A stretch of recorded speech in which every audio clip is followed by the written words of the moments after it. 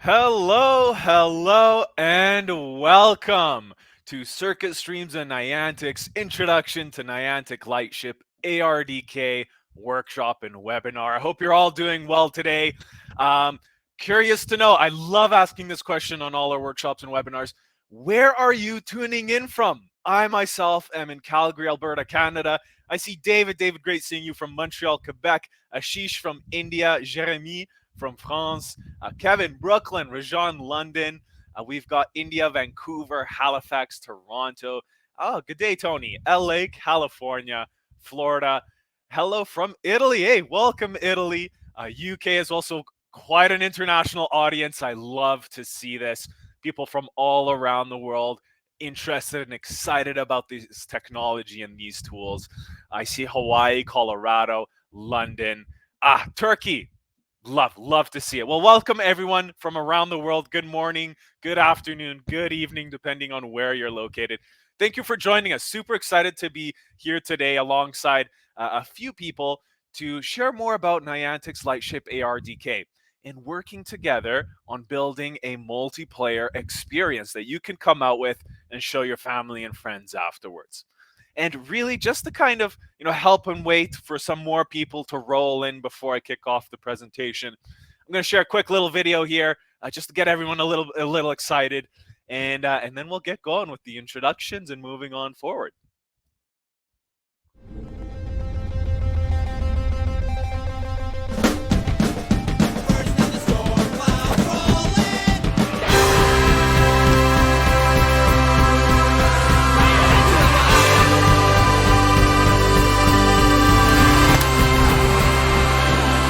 Explore like never before with Niantic.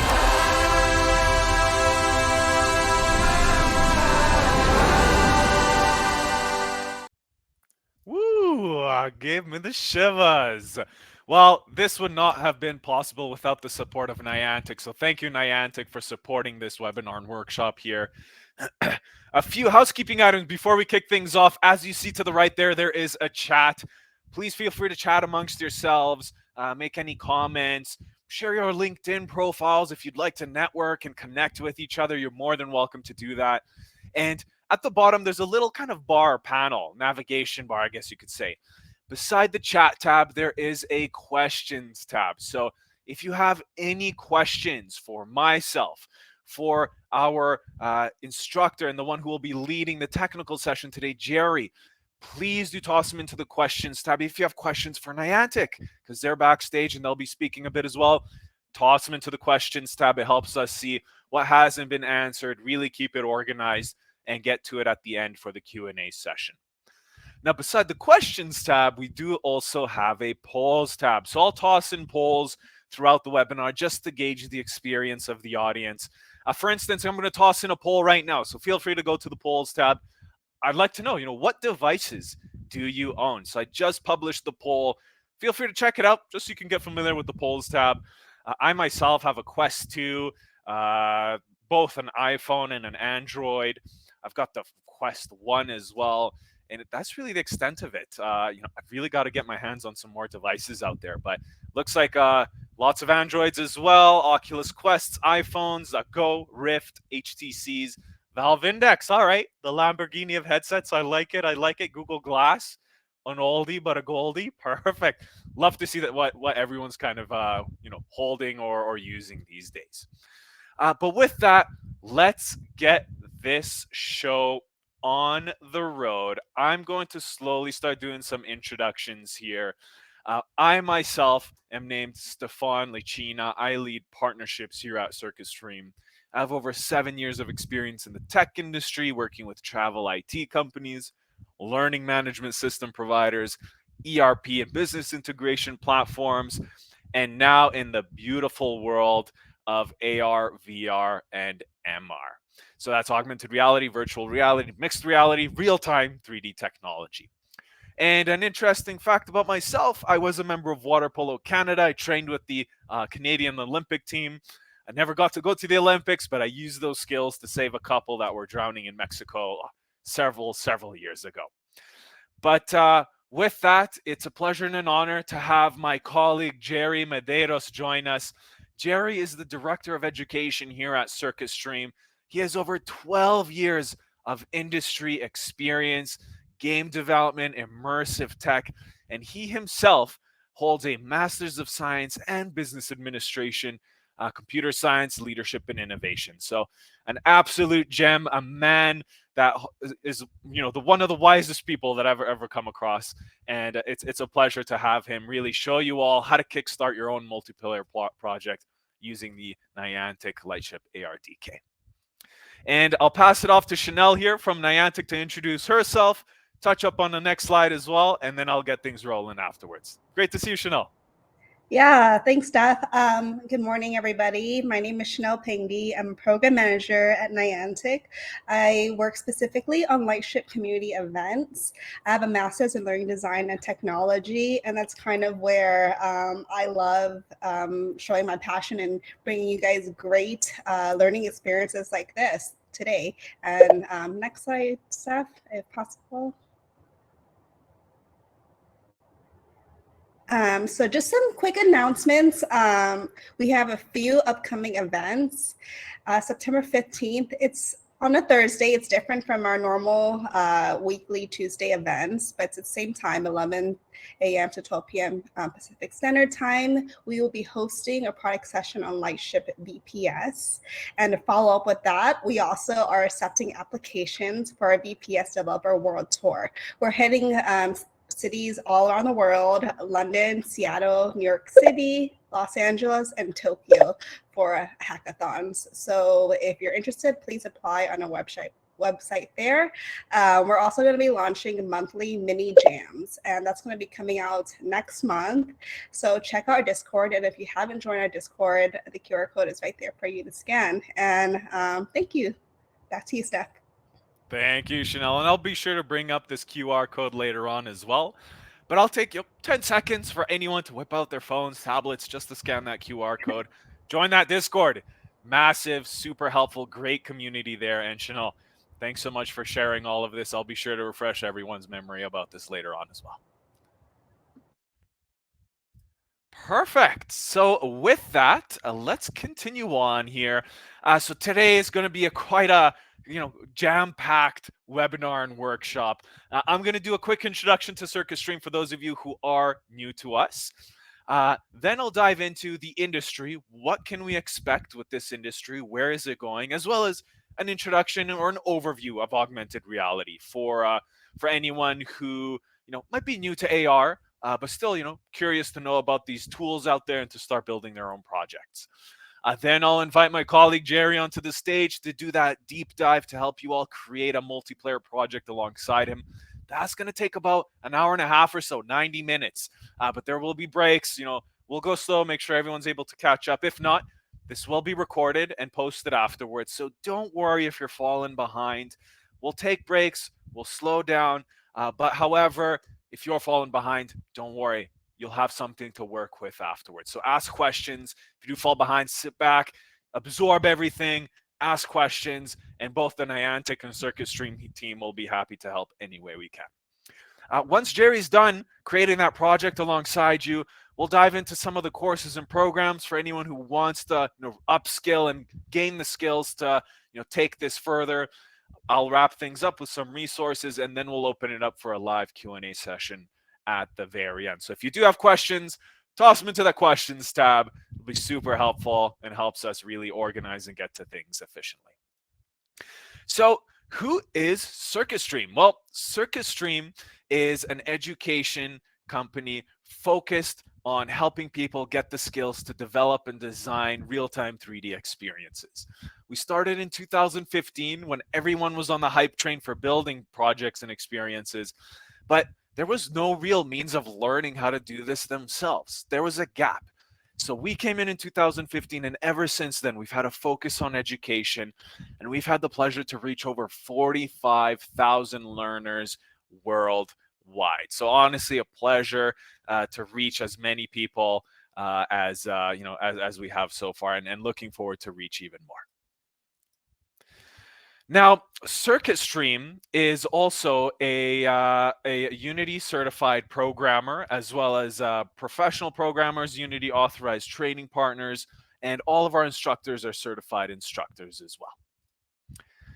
Now, Circus Stream is one of the only schools out there and online institutions that provides micro credentials, and we actually worked alongside Unity to co-create the Certified Associate Programmer certification. Now, we've had the pleasure to reach, again, over 45,000 learners worldwide and to work with some of the most forward-thinking and innovative companies out there. And here you can see some of our learners and the companies that we've had the pleasure to train and teach. Now, not only do we train and help enterprises and small businesses, but we also partner with universities to deliver our courses and programs to their communities. So if you're in any of these areas, please don't hesitate to reach out to ourselves or to the universities there. You can take an XR development, design, or other courses and programs out there through the university to also get a certification from the university. So if you're in the area and interested about any of this and want to upskill yourself, feel free to check out one of the university partners we have here and get a certification from them as well.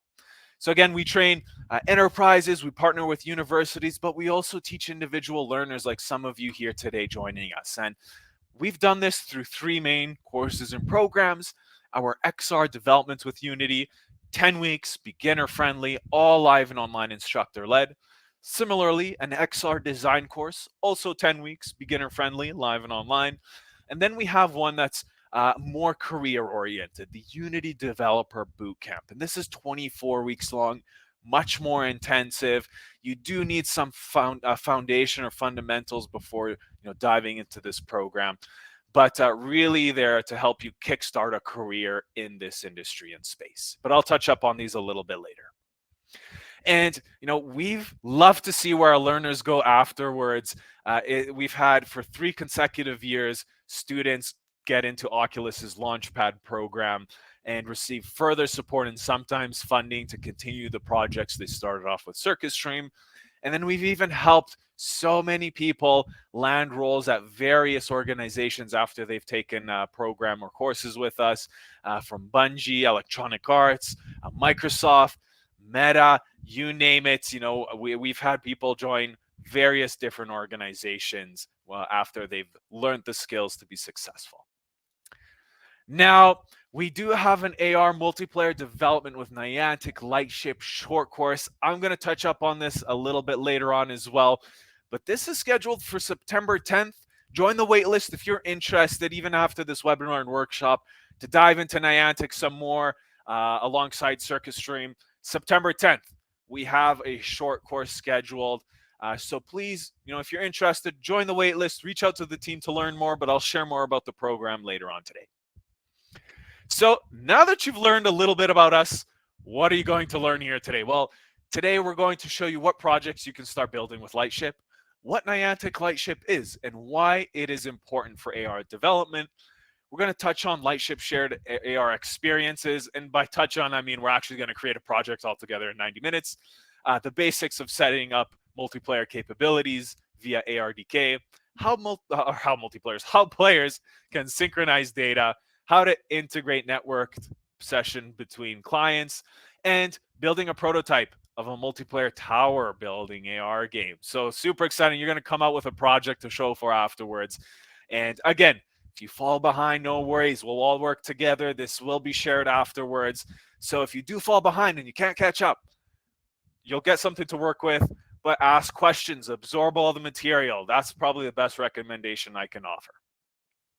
So touching up on the industry, where is this all going? Well, there are so many industries embracing this technology. And I like to say that almost any industry out there, or all industries out there, can use this technology in one way or another. So here we see media and entertainment. Retail is a huge one. Architecture, military has been using this for years, even before it was accessible to us. Fashion, education, manufacturing, you name it. But the list goes on. I really say that this can be applied everywhere. So super exciting technology. And geographically, the trends are growing as well, right? Countries around the world and continents around the world are increasingly adopting this, especially in light of the pandemic that's been happening. This really kicked things off, and it has there's been a big push for kind of virtual interactions and engagements, and we're seeing that across the globe as well. And I love to share these facts and statistics here. Uh, Price Waterhouse, in their Seeing is Believing report, mentioned that almost 24 million jobs worldwide will be using augmented and virtual reality by 2030 for training, collaboration, and to provide new digital experiences. Now, they also said that VR and AR have the potential to add 1.5 trillion to the global economy by 2030.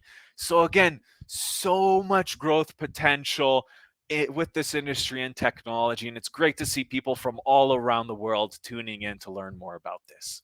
Now, Dayon did throw something into the chat here. My colleague Dayon, if you should have received Jerry's project assets in an email prior to the workshop, but if you haven't, Dayon did share the project assets to download with a link there. So do check it out.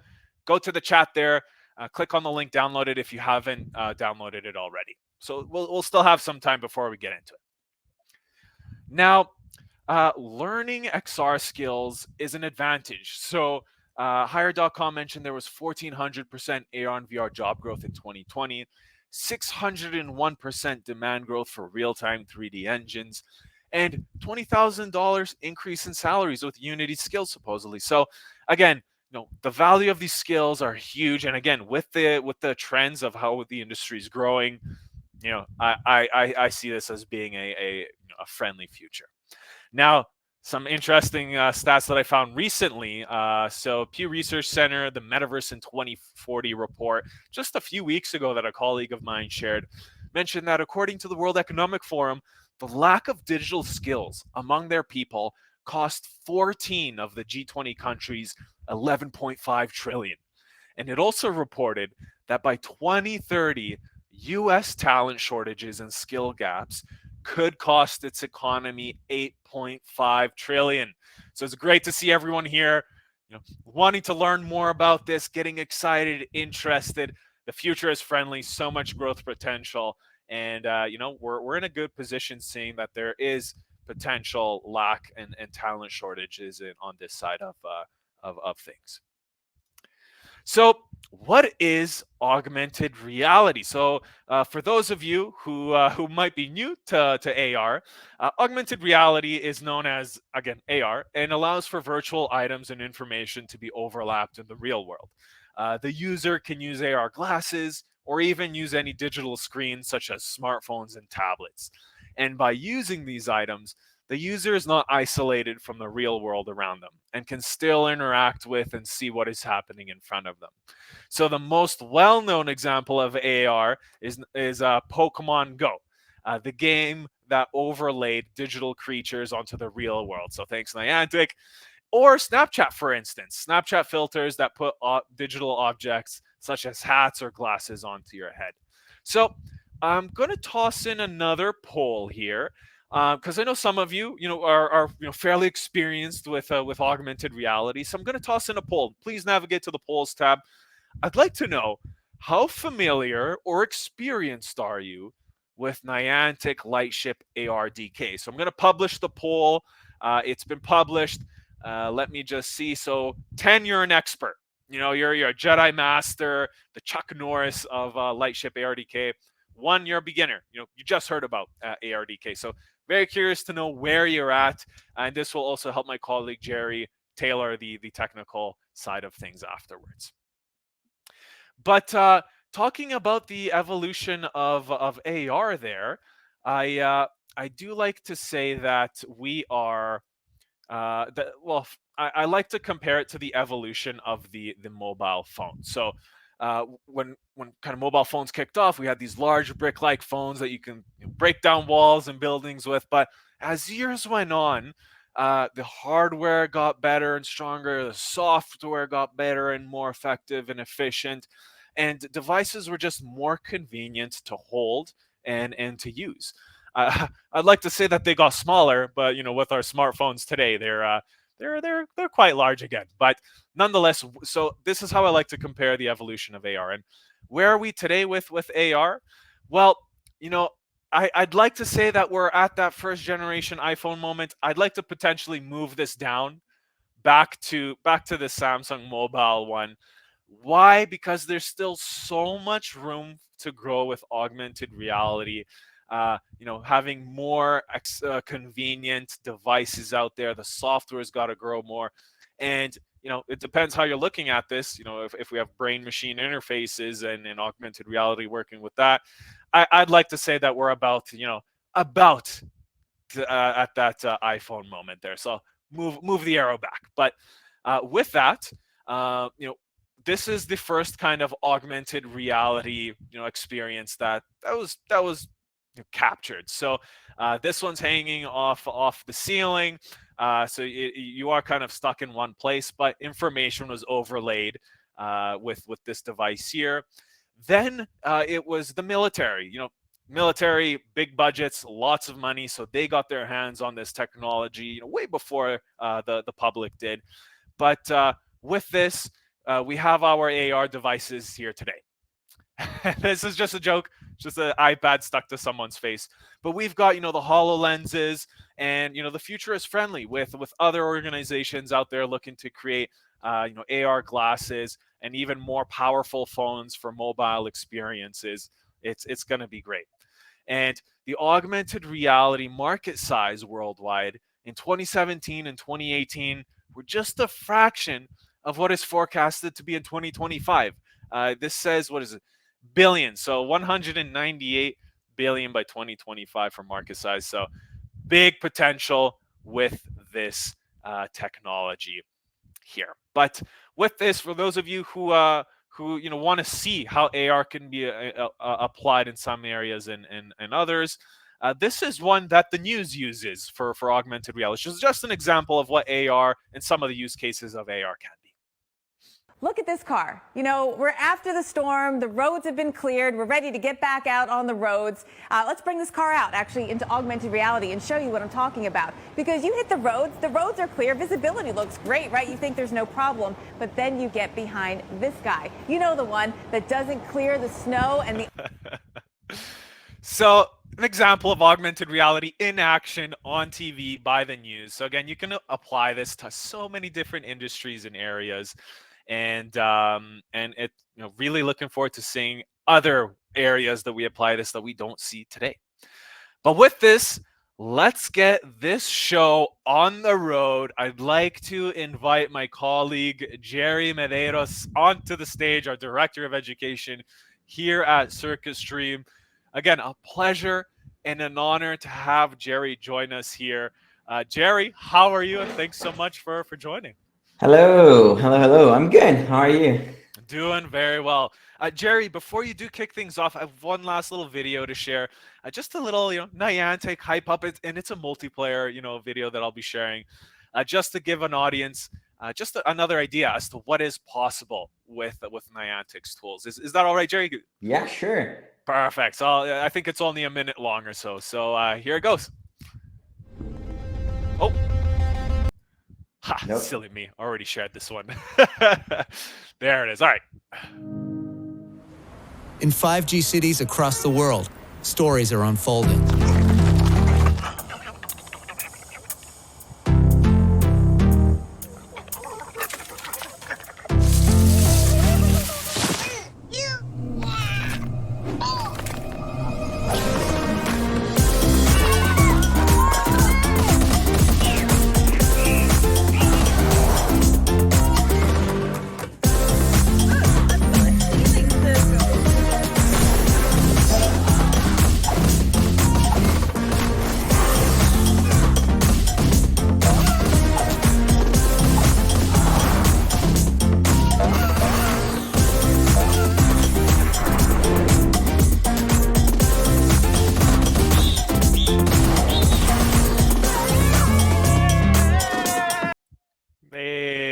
Amazing. No, such great tools by Niantic, and Jerry, really looking forward to you showing everyone how to kickstart their own experience and come out with something they can show for as well. All right, sure. Can everyone hear me, see me well? Just say yes, no. So I can. Let's wait. So David says Okay, yes. see some thumbs up there. Yep, perfect. Amazing, cool. So I think we can get this started. Yeah, thanks everyone for having me today. This is super exciting. I see you soon, Steph. Um, Lightship is a very nice tool, super cool tool, and I think everyone enjoys. We're gonna see here today. Before we jump into Unity and in the technical piece, I just want to share a couple of things to make it a little bit easier for us. So let me share my screen here, and let's go over what we're gonna learn and what we're gonna see. So first thing, today it's all about AR shared experience, which means it's gonna be a multiplayer experience. You have multiple people in the same environment. Everyone is in their own devices and they're seeing the same things and they're playing together. So this brings lots of complexity into the game because doing multiplayer is really complicated most of the times. I'm gonna try to make it as easy as I can, but this is super cool and super powerful. You saw the video that Steph just shared. You have like multiple people playing together. That's what shared AR experience enables us to do. And using Lightship nowadays is the easiest way to do that. You could use any other platforms and try to integrate AR plus the multiplayer piece. It's gonna be really hard because you need to have good tracking and all that. So with the ARDK, you can do everything there. So it's a lot easier than any other combination of tools. Before we jump into some tips and considerations, I want to show you what is the experience, what it looks like, and walk through what entails, so it makes it easier for everyone to understand what we're doing. So I have a video here of to do the thing we're building. So let me play that video. Let me pause here real quick. So those are two devices, two different iPhones. I have them here. So basically I build the things in two different devices and I'm testing with myself in my room here. So basically I joined those two in the same environment. They're playing in the same shared space. So what one player instantiates in the environment, the other one can see. We can sync those two things. We're going to see how to do that. We can see that on top, I'm using this phone on the right to record the one on the left. And then there is this sphere here following that phone. So basically, the position of the other player is also always tracked, and we can know where the other players are in the environment. So we're going to see how to do that as well. And then we have a little game here, which is a tower building game. So both are playing at the same time. One's playing on the red area, one's playing on the blue area. The first one to build the tower up to the top is the one that wins. So you can see my cat is here trying to play too. And then it's all synced. One player knows what the other is doing and vice versa. And then when someone wins, the message is communicated through the network and then the game ends. So that's all they're going to be doing. It seems like it's simple, but it's a lot. But if you can get the concepts and how those things are built, you can go from there and build any other multiplayer experience you want to build. So I'm going to be covering handling connections, handling data when it's received, serializing and sending data, synchronizing states. So that's basically the bread and butter for you to build multiplayer applications using Lightship. So that's what I'm going to be doing. So let me stop sharing this thing and share my screen again. Share screen. I'm going to share this screen here again. And let's go over what we're going to be doing in the order so you don't get lost in there. What's going on? This thing is just moving without me touching anything. What's that? Stop there. Okay, I think it did. So we're going to be doing a little bit of setup. So creating some objects, some interfaces, so a join button, things that we need, a couple prefabs that we need to instantiate. So the first bit is going to be no coding, just organizing our scene, understanding the components, what they do and what they are used for. Then we're going to go into subscribing networking events. How do I know if someone joined, if someone left, if someone sent me some data, what stage is this person in? Are they connecting, synchronizing? Are they stable? So we're going to be seeing what those states mean and how to manage them. Then we're going to create the game rules. For example, we can only start if there are 2 players, the players are good to go. And then we're going to code a little bit of the rules of the game, and then keep synchronizing these states between player, what they're doing, where they are, if they won, if they lost, things like that. All right, let me just see so the questions. If you have questions, there are more philosophical big questions. You can put them in the questions tab. Indica is helping. I can answer a couple of them in the end as well. If you have more immediate questions, you can use the chat tab. I'm going to be looking into the chat more often. So that's what we're going to be doing. That's what we're going to be building. And I have some housekeeping expectations alignment before we dive in, so you don't get lost or frustrated in there. So the first thing is, writing multiplayer applications is always complicated. It's really, really complicated. It doesn't matter which tool you're using. It's always a lot of considerations, because you have multiple users in multiple places with multiple devices. They're connected to the internet. They can leave. The internet can cut. Testing is really hard because you need to build into 2 devices and have someone testing it with you, or testing yourself with multiple devices. So it's not easy. If it's getting too tricky for you, don't well, you can keep watching, keep asking questions, try to focus on the concepts, and then you're gonna have the project that I built with comments that you're gonna receive, and I can share the link in a while here, and you can try to go and understand what's going on in there. You also have the recording, so you can pause and redo. So if it's getting too complicated, make sure you ask the questions, things you're not understanding about the concepts in there. Another thing, I mentioned that already, but testing in multiplayer is super tricky. So I'm going to show some tips on how to make it a little bit easier, but ultimately you're going to need to build into multiple devices to make sure you have, you can test the real experience in the end. So testing is really hard. I needed to have a bunch of devices here, testing the things. During the workshop, I'm not going to be building to the device very often because it takes time. So I'm going to build in the end and show how it looks like. But I'm going to show a couple of tricks on how to test more effectively. But one thing you need to know is, if you want to test this in the end, you need someone else with a mobile phone with the same application to have the full experience. Another thing that I want to highlight is that today's workshop, because it's multiplayer, it's going to be a lot of live coding. So I'm going to be writing lots of code. I organize that in a way that it makes sense, that it's clear and organized, but there's no other way around it. Otherwise, we cannot build a multiplayer application. So I'm going to try to describe them as plain English, how the things, what's happening, what we're doing, and why.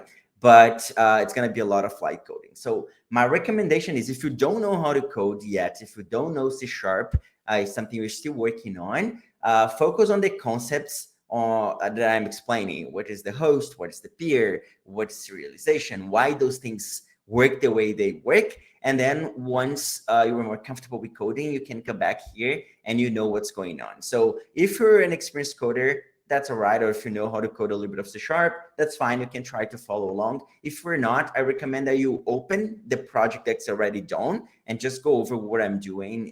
Don't try to type plus understand plus ask questions all at the same time if you're not familiar with coding. And just a reminder that the scripts are shared. I'm going to share now again a link with everything in the project. So there is this GitHub link here where I uploaded the complete finished working project. You can go there and download it. So you can just go here, code, and download a zip.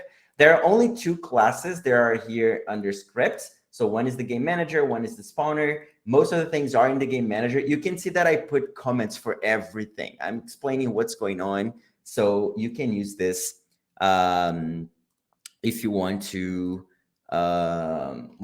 see what's going on and catch up in there. All right, so that's what I want to say before we get started, because those things are, they're important. So everyone is on the same page and you know what to expect. Now let's get the things going. Let's get started. I'm going to dive into Unit. So I already have here my project. And the only thing I have in this project is the ARDK imported.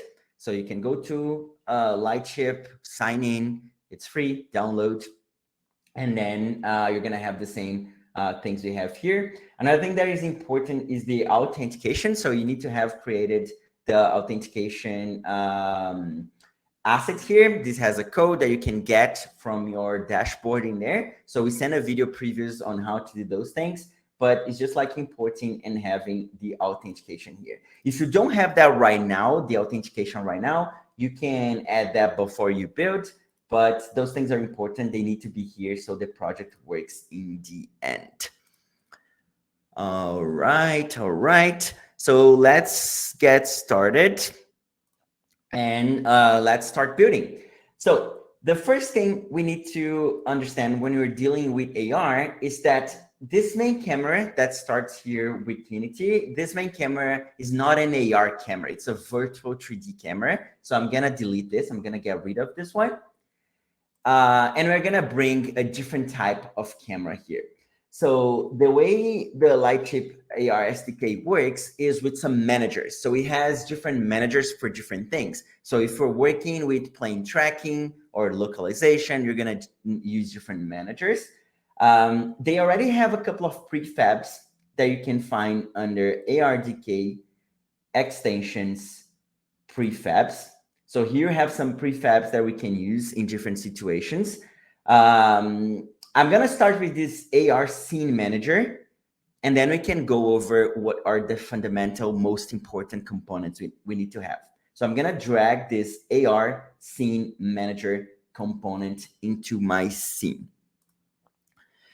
In the AR scene manager, I have a couple of things here. So the first one is the AR session manager. What this component does is basically initializing an AR session. It knows that this application is going to be an AR application. It's going to request access to the user camera. It's going to instantiate the word origin and start tracking. So every time we are building an AR experience, we're going to need to have some kind of AR session. And in ARDK, this is the one we use. There are a couple of options here. We're going to come back and change later, but let's keep building on top of this one. The second one is the compatibility checker. So this is a very nice component. We're not going to touch on that in depth today, but what it does is just checking if the device can do things. So does this device has a depth camera? Oh, yes, no. Does it have a GPS? Yes, no. So basically you can code your experience based on the capabilities of the device, or you can just tell the user, hey, you cannot run this application because you have a very old phone that doesn't support this kind of application. So this comes by default here. You can add some events here to add an interface or anything you want.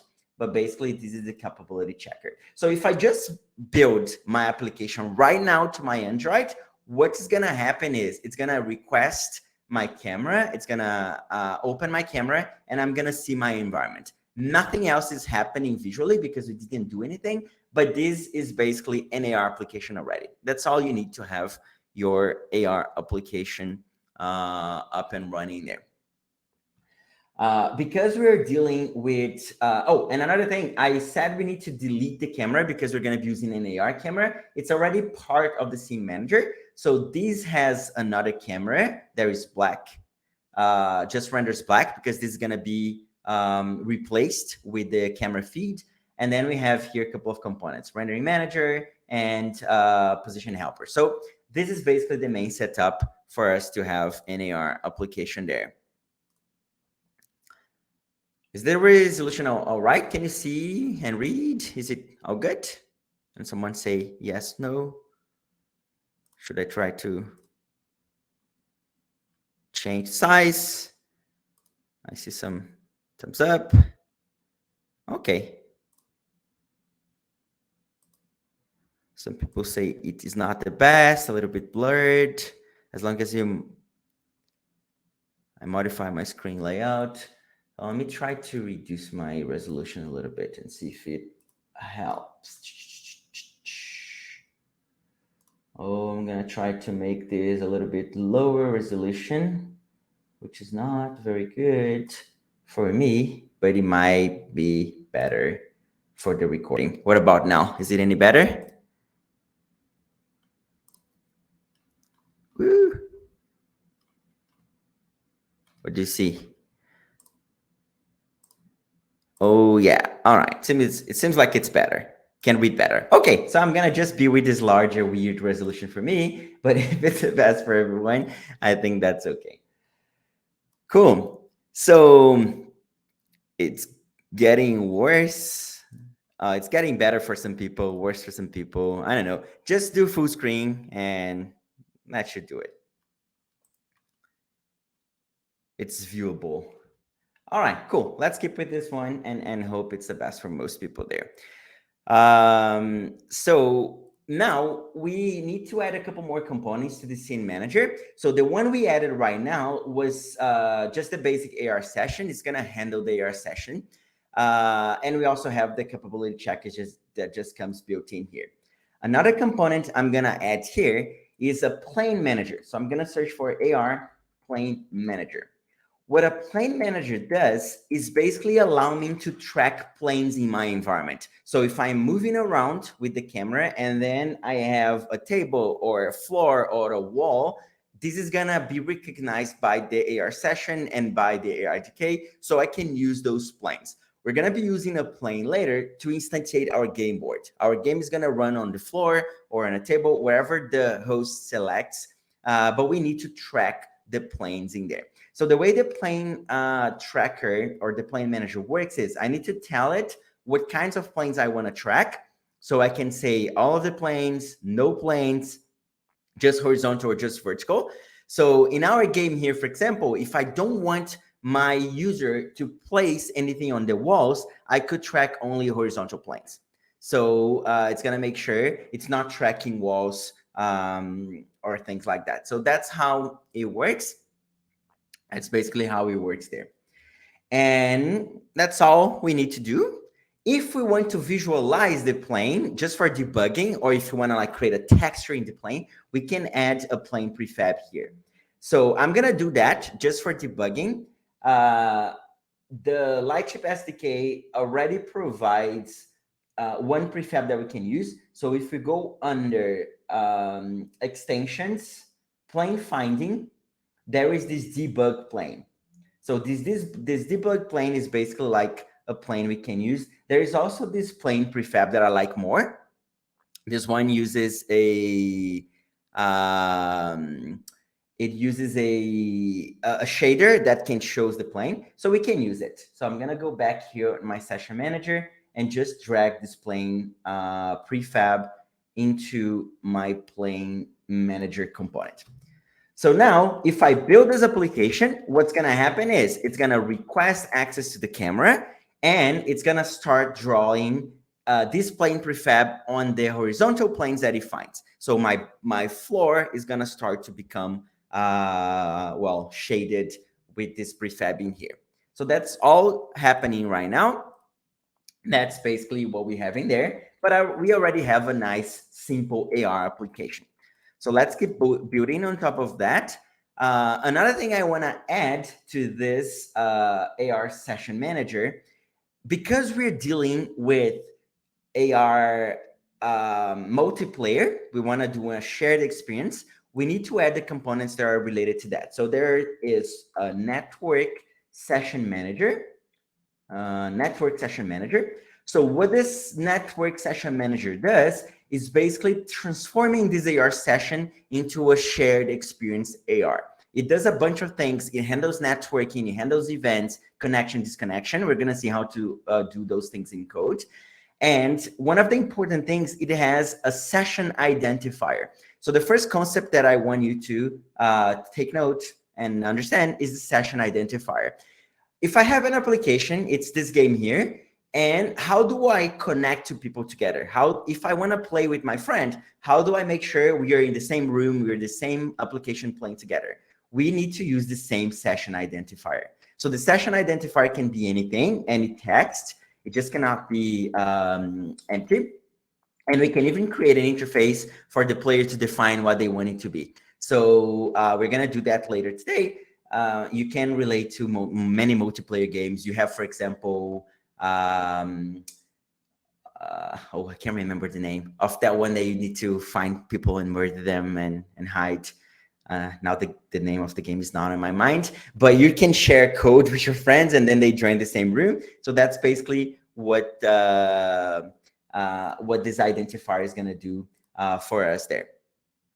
And together with the session manager, we also need to have a networking manager. So the networking manager is going to provide a couple of events too.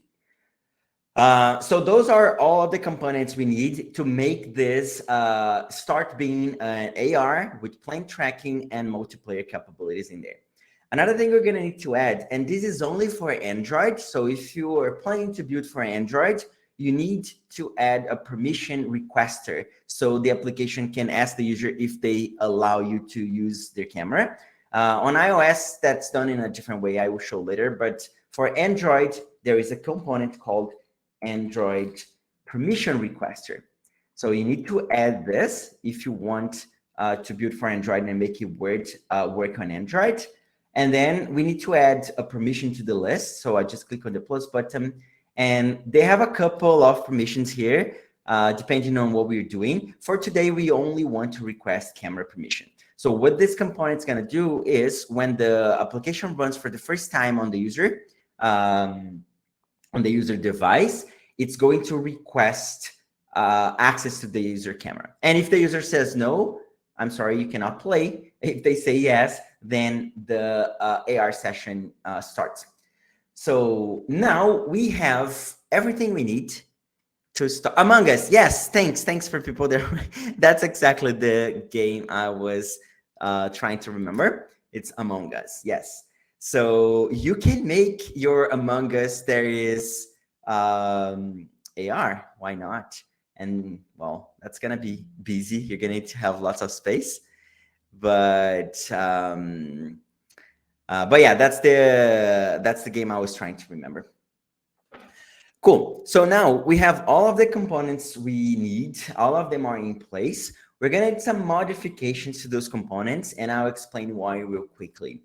So one thing we can notice here, if you look into the AR session manager, if you look into the network session manager, is that they have this option called manage using Unity lifecycle.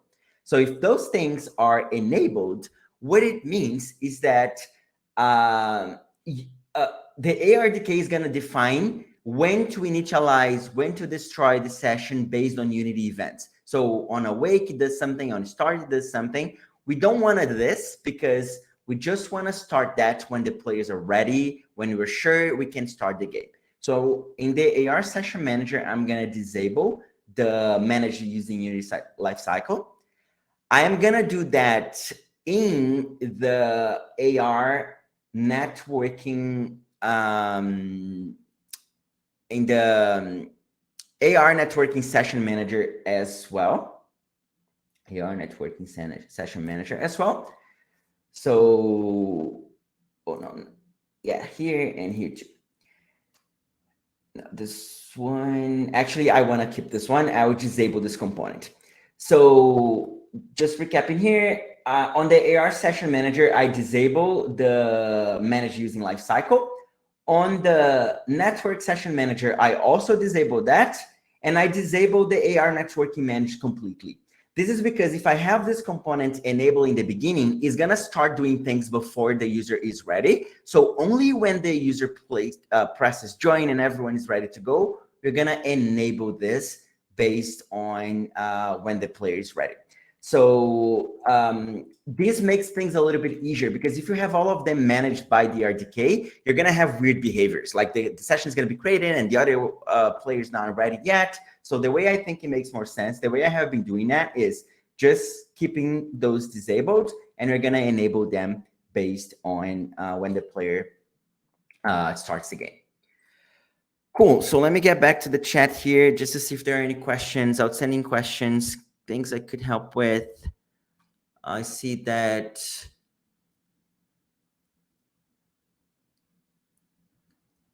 Indica is helping there. Okay, Cool. So with this, we can start building our objects. So first phase is done. With this, we already have an application that can manage AR with plane tracking and with multiplayer capabilities. So that's all we need. Now, what I'm gonna do is start creating a couple of objects that are gonna be useful for us here. So we're gonna create an interface with a join button, with input text, so the player can place what session identifier they want, and we're gonna be creating the board for the game, and then we can move into the coding phase, which is gonna be the next one. So let's get started with creating a little bit of the interface here. I'm gonna create a canvas. I'm gonna go here on UI and then canvas. And the canvas in Unity is basically where we place buttons, text, and things like that. And in this canvas, I'm gonna add one input text so the player can place or can type the session ID that they want to join. So I'm gonna create a text here. UI and then text. Oh, it's not text, I'm sorry. So this is a static text. Actually, I want to create input field so the player can type. So this is an input field where the player can type. Let me move this to an aspect that looks a little bit more like my mobile phone.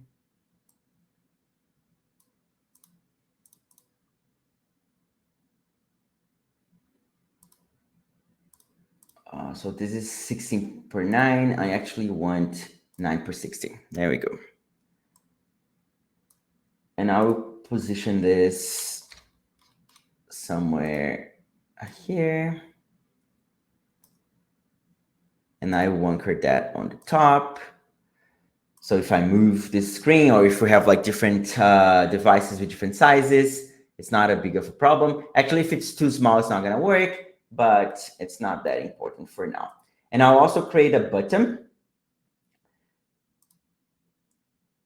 that I will call join. And I will move it a little bit up here. And I will pivot that into the top. So now I have a button for the player to enter the session ID and a button to join. Another button I want to create here is a button to start the game. I'm going to go into UI and then button, and this one is going to be to start the game. And let me anchor that on the bottom. This is going to be join, just changing the text, and this is going to be start the game. So to start with, the start game button is going to be disabled because I can only start the game when everything is ready to go. So right now I will keep this one disabled, and later on, using some code, we're going to enable it when everyone is ready, just on the host. So we're going to get there soon. But now, for now, I'm going to keep this one disabled. So this is everything we need for the joining interface, and then we can get started.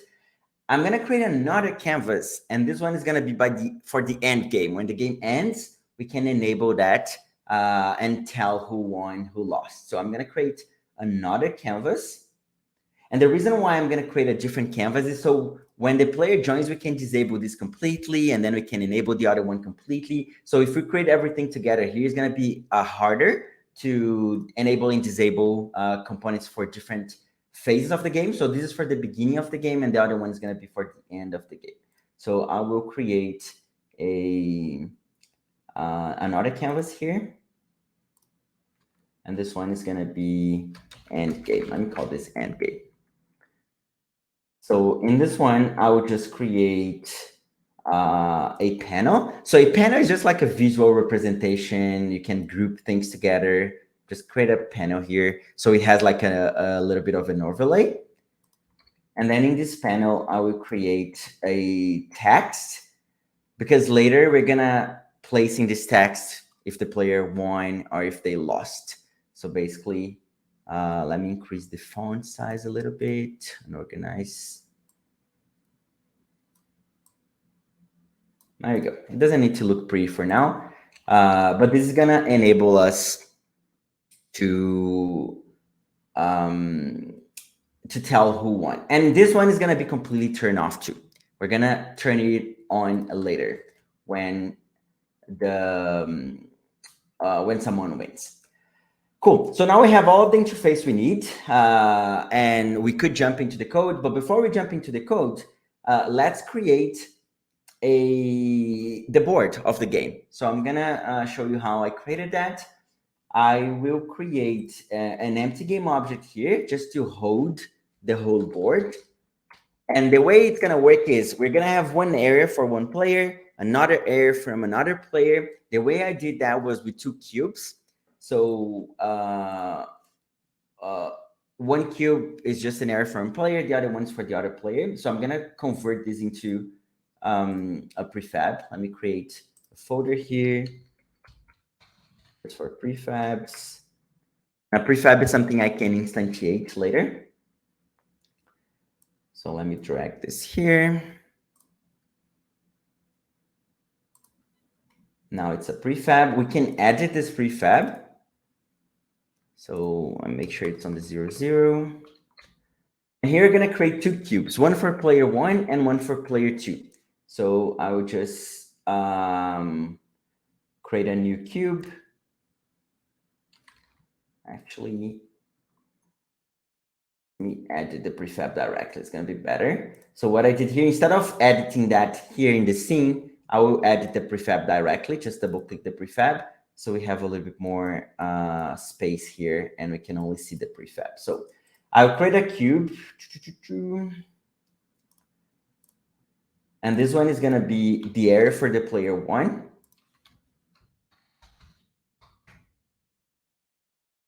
One thing we need to notice when we're dealing with AR is that when we instantiate those, they're gonna, the scale is really important. So the size they have here is the size they're gonna have in our room or wherever we are playing. So here in Unity uses the metric system. So this is 1 meter by 1 meter by 1 meter. So I will go and make it, I don't know, 3 meters tall or 4 meters tall. You can define that based on the spaces you're planning to have your player playing or something like that. And I will duplicate this one to be the player 2.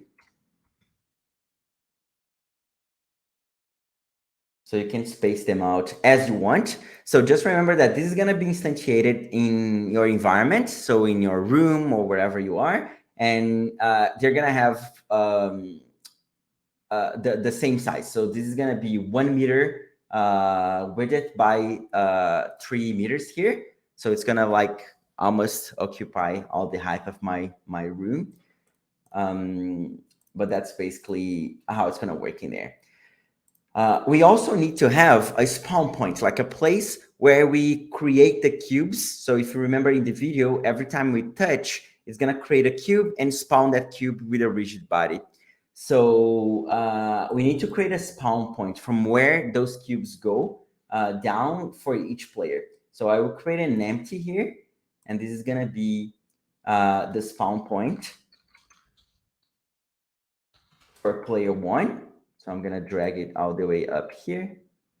So when I position it or where I position it, that's basically the position where the cubes are going to start dropping. So if you want them drop from lower, from upper, you just need to move it here. If you want to give it an extra challenge later, you can animate this point. So it instantiates from different locations. But I will start just with a simple using it up here. And then I will create another one.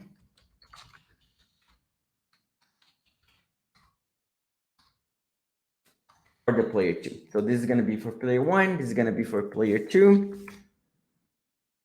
I think I made it 6. Just made it a little bit up here.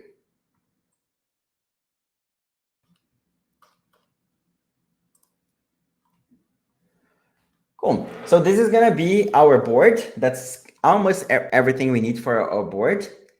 Another thing I did, just because if I instantiate the cube and the cube fall here, we're not gonna be able to see them because this is opaque. So what I did, well, I created some materials. So I'm gonna create a folder for materials.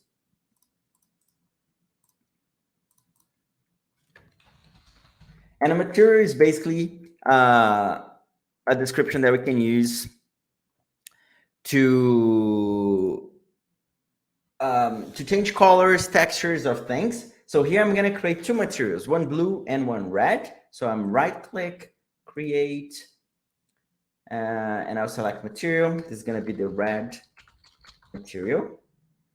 And I'll create another one, create material, blue material. And then we can change the colors.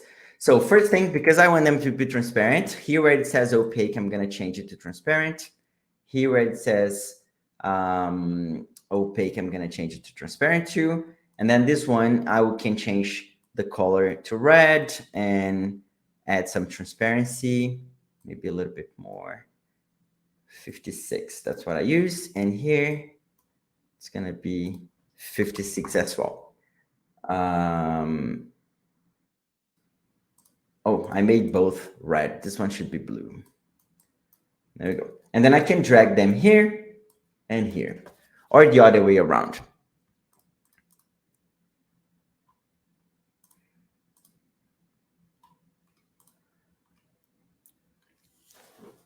Cool. So now we have most of our board, and that's what we're going to need here. Later, we're going to come back to this board and add some coding to make this board work a little bit more properly. But now, basically, we have everything we need. So we have the interface that the player can write the text with the session ID and join. The start button here, we can enable and disable later. We have the end game that we can enable and disable. And we also have our board with the materials in there. So we have 70% of everything we need. Cool. So now we're going to get into some coding. One thing I forgot, we created this text here for the session ID. We need to reference that into the networking session manager, because we can either type it here or we can drag it here into the input field. So because we already have this input field, I can just drag this input field here. So with this, automatically, the ARDK is going to pick whatever the player types here and use that to join the session. So now we're going to need to jump into coding. And I'll make sure, or I'm going to try to go as slow as I can explaining what's going on. If you can understand the concepts later, you can come back to this and iterate there. So I will create an empty game object here that I will create, and then I will call game manager. You could drag the script to other objects. That's not a problem. But just to keep the things a little bit more organized, I'm going to create it here. So I will create another folder just to hold my scripts. And I will create a new script that I will call game manager. And I'll drag this script into my game manager game object. There we go. Now I have a game manager. When I hit play, this is going to run because the script is here. Now we can start playing around with this script.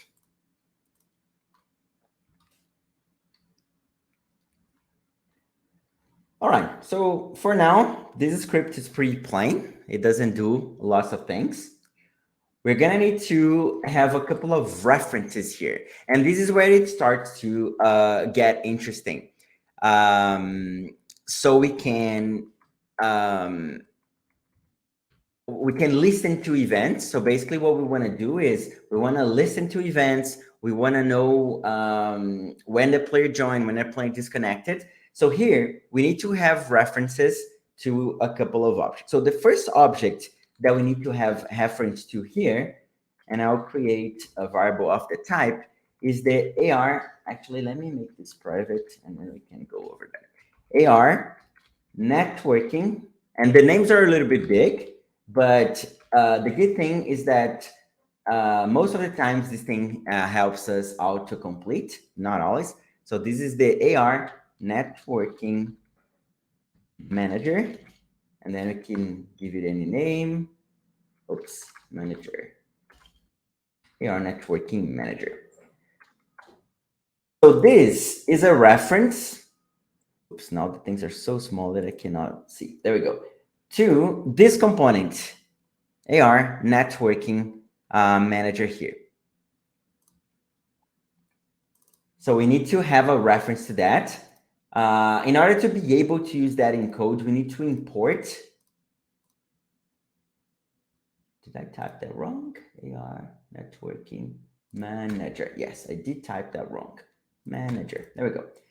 So we need to import the Niantic ARDK extensions.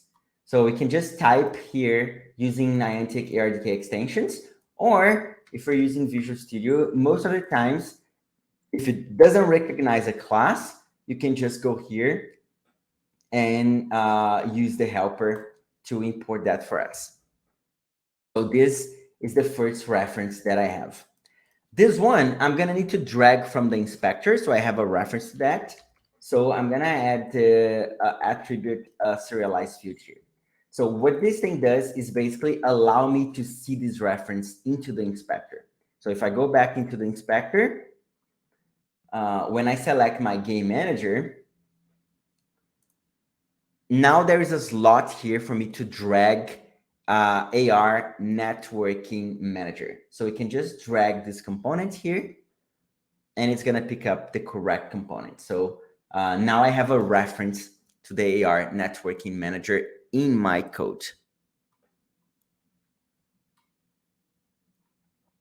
Steve said, I will revisit the recording too. I missed a big chunk. Yeah, no problem. That's the best thing, actually. Try to focus on the concept so you know what's going on and you know what to ask, what the questions you should ask. And then later you can get the recording and pause and redo that. That's the best way to learn how to do this thing, especially when it's complicated. But take the chance to watch, try to understand what's going on and ask the right questions so I can help you with more conceptual questions, what those events are for, what those components are for, and then you can focus on the code later. Also, I shared the code and I'm gonna share that again. If you don't wanna type it now, but you wanna see like what I'm typing, you can just download the scripts and they have comments, they are there. You can see what I'm doing. So you don't need to type, but you can go over what's in the scripts in there. So I just shared again the project, you can download it and see what's in code. Maybe I'm going to type something in different order, but it's going to be mainly the same thing. But I think that's the best way to go over the material and make sure you're understanding what's going on. Cool. So now we have a reference to the AR networking manager there. Another thing we need to have a reference to is an IAR networking, and I'm gonna call that just AR networking. So this is another component we're gonna need to have a reference to, and this is in a different package. So I also need to import Niantic ARDK AR networking. So now I have a reference to the networking components. So I'm gonna add a comment here. This is a reference to the networking components. There we go. As we progress with the game, because it's a multiplayer game, the way the AR networking is going to work here is peer-to-peer. What does that mean? Is that there is not a centralized server everywhere or anywhere. There is processing the logic most of the times. So we're going to have two different types of players. One player, only one, usually the one that joins first, is the host. So the host is like the main device that is processing most of the logic. And all of the others are peers. So those are two concepts that are important when we are dealing with multiplayer. One is who is the host, and who are the peers. So here, I'm going to have a reference to the host. If I need to communicate something to the host directly, we can hold a reference to the host. So the type is called iPeer. So I'm going to call this one the host. And to have access to this, we need to import something else, which is the ARDK networking. So those are similar, but they're not the same thing. You don't need to memorize that. If you just type iPeer here, if it's not being recognized, Visual Studio lets you know or helps you know what you need to import. So I'm going to have here a reference to the host. And I also want to have a reference to myself in the network. So I'm going to call this one self. So you can have a list of all players, but in our case here for now, just having a reference to the host and a reference to the self or myself in the network might be enough. And another one I want to know, or another thing I want to know most of the times, is if I am the host or not. So if in my device is being the host, it's going to need to do some extra work. So I'm going to keep a Boolean here just to determine if I am the host or not. And we're going to populate those variables later, but this tells if I am the host or not. All right, so those are a couple of references we have in there. So now we can have also the game references. A couple of things that we need to have references to. So the first one is the buttons. So we need to have a reference to the start button. So we can enable and disable it when the time comes. So I'm going to create a serialized field, game object, oops, not private, game object, start game button.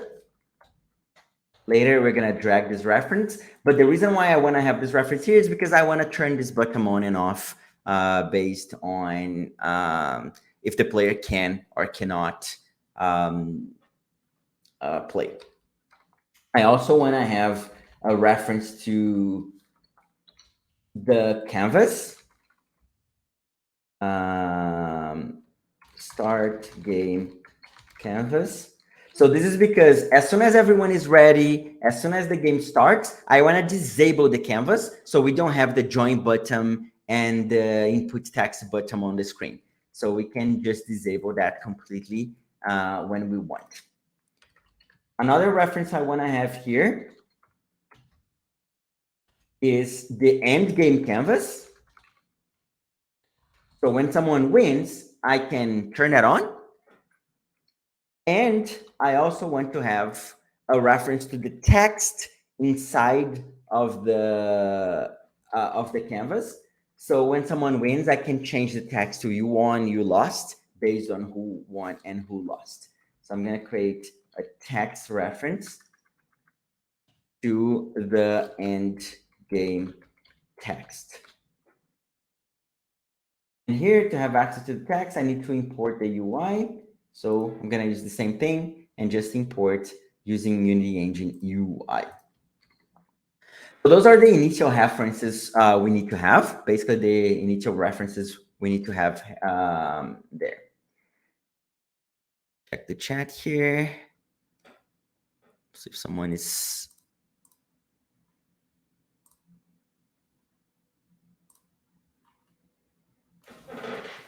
Nope. Oh, someone have any questions? So Tommaso asked, will the spawn blocks be synced in position between the players? So not the blocks. We are not going to sync the blocks. We're going to sync the position of the player and the avatar that represents the player and the board. We could sync the blocks too. Yeah, we could, but just for two things. One, sake of simplicity, because we're already syncing other things. And second is, I don't know, like when I was thinking about the game, I thought it would be interesting to not see what the other player is doing. So you don't know if you're losing or winning. But if you want to sync the blocks, it's after this, you're going to know how to sync the blocks too. You just need to like look through all the blocks and sync their position. I'm gonna show how to sync positions of things. I'm not gonna use in the blocks, but in other things like the board, for example. I'm gonna show how to serialize a position and sync that. So now that I have all of those references, I can go back to Unity and link them all. So let me open Unity here. In my game manager, I need to link a couple of things here. So I need to link the join button. So I'm gonna link the join button here. I need to link the start game canvas, which is this canvas here. I need to link the end game canvas, which is this end game here. And I also need to link the text there is here. So I actually linked the join button. That's not it. It's the start button. Let me give this one a name. Start game button. Now we'll link, oops. I'll link the start game button here. Oh, what happened? Start game button here. Not the join, it's the start. So we're gonna enable the start when the player is ready to go. Cool. So now we have most of the elements we need. We can start diving into the multiplayer aspects of the coding. So let me open it back here. First thing, when the user presses the join button, let me remove those for now so we have more space. When the player clicks the join button, I want to subscribe to the network, know when it's ready, and then start the game.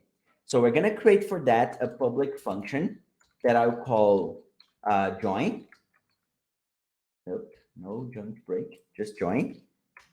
This function is going to be called by the join button. So every time the player presses, oops, I'm clicking a bunch of things here because my resolution is weird. When the player presses this join button here, I want to call that join function that I just created. So I created a join function and I want to link that to the button. So let me close this so it doesn't come my way. Let me close this too. So let's do that.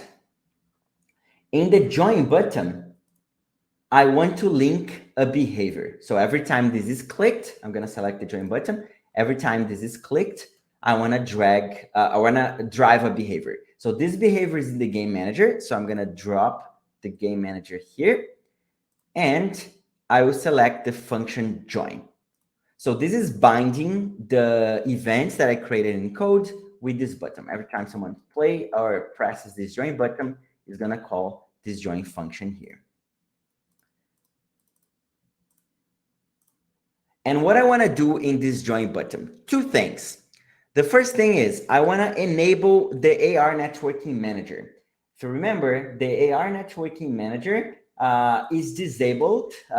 We started with that disable. So the AR networking manager.enable is now equals to true. So it's going to start processing the network when the user plays or presses the join button. Another thing I need to do, and this is going to be very important, is start subscribing to events. So this is a very concept important in developing in general, but when we're dealing with networking and multiplayer, this is extra important. So we're going to need to subscribe to a couple of events here to know when things happened. So the first event we're going to subscribe to is in the AR networking factory. So this is a Niantic ARDK class that provides a couple of things. One of the things is this event, AR networking initialized.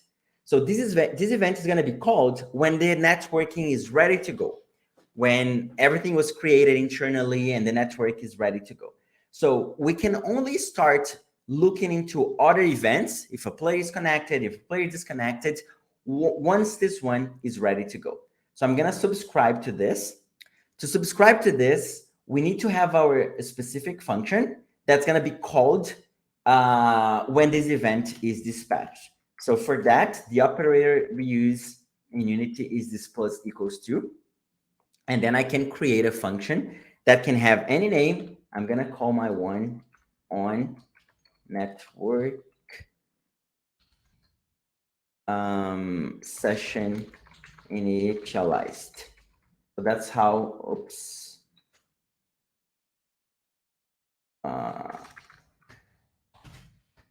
On, okay, there's a trick here. If I don't want to type everything, I can just press tab and it's going to create that for me. But it creates that with a weird name that I don't want. So I can just rename that. And I'm going to call this on network session initialized. Cool. So this is a little bit weird. I know if you're not super experienced, that looks really ugly. But the way it works is, this is a function I need to create. So I just created this here with the name I wanted to have. And then we're going to subscribe to this event. So the plus equals, we're going to see that a lot, is the operator we use to subscribe to events. So what this thing does is, every time the AR networking initialize is called, it's going to call my function, and then I can do whatever I want in my function. This function needs to be special. It needs to receive a parameter with this big, gigantic name here, which is any AR networking initialize args. Args are basically parameters, things that this is going to tell me when the network is initialized. So here we need to subscribe or to import that class. So I'm going to just use Visual Studio to help me with that. And now it looks good. And I have one more thing here into the top. But basically, when the player presses join, I will subscribe to this event. When the network is ready, then I can start doing things. What those things are? Well, first, these args, if I just type args here, it's going to give me a reference to the AR networking that is already running. So I'm going to store that, and that's why we created this AR networking here. So my AR networking is going to be equals to args.AR networking. So now I have a reference to the AR networking, and in this AR networking is basically where I'm going to subscribe to other interesting events. So here I'm storing a reference to the AR networking. That's what we're doing here. And now in the AR networking, I can subscribe to other useful events. For example, when a player connects, when a player disconnects, when a player sends a message, the bulk of the logic of multiplayer handling. So let's start with connecting. So AR networking dot networking. This networking event gives me lots of, or this network component gives me lots of events. So you can see here, there is the connected, connection failed, data received, deinitialized, disconnected, peer added, peer received. Those are the events that I can listen to in my network to do things. So let's start with the connected. I'm going to use the same logic. I'm just going to rename this to on connected. And I don't like when it adds like this thing, this big thing here. So usually we can just import in the beginning. So basically what's happening here is I am subscribing to an event that is when I am connected to the network. So when my local player is connected to the network, it's going to call this function for me. It's going to call this function for me. And then we can handle whatever we want when the connection happened. So this is the first event we should listen to. I am connected. The second event we're going to listen to is when someone else is added. So that's the peer added. So every time someone joins, I'm going to be notified, hey, someone joined the room. And with that, we can create another function, which is the pair. I'm going to call that on peer added. So now we have two different functions to handle two different things. One to handle when myself is connected and when I am connected, and one to handle when another player is connected. So those are two very important functions we're going to need. Before I move forward, is it making sense? People that are still there with me, just thumbs up, thumbs down. Yes? Perfect. If you have questions, feel free to ask questions. I see some thumbs up. I know it's a lot, but once you understand this, you are able to go from this, use the project, and build your experience. So just make sure you understand what events exist, what they do, and the concepts there. Nice. I see people are just thumbs up there. Cool. So let's subscribe to all of the events that exist, or all of the events that we're gonna need and use. And then we can go back and populate the functions with real code. So we already subscribed to unconnected. We already subscribed to peer added. Now, another one that is very useful is the peer pose. Oops. Peer pose. Oh, it's not on the networking. It's on just here. So it's peer pose received. So the peer pose received is gonna tell me when my opponent or the other player moves in this space. So I know where the mobile phone or the device of the other player is on the space every time. So say, for example, you're doing a shooting game like the one Steph showed. You want to shoot you want to create a representation so you see where the other player is in AR so you can shoot them. So you could use that for it. Here, we're going to do that to create an avatar for the player. So I'm going to use the on peer pose received. Another one is the peer state receive. And this is going to be super useful and important too.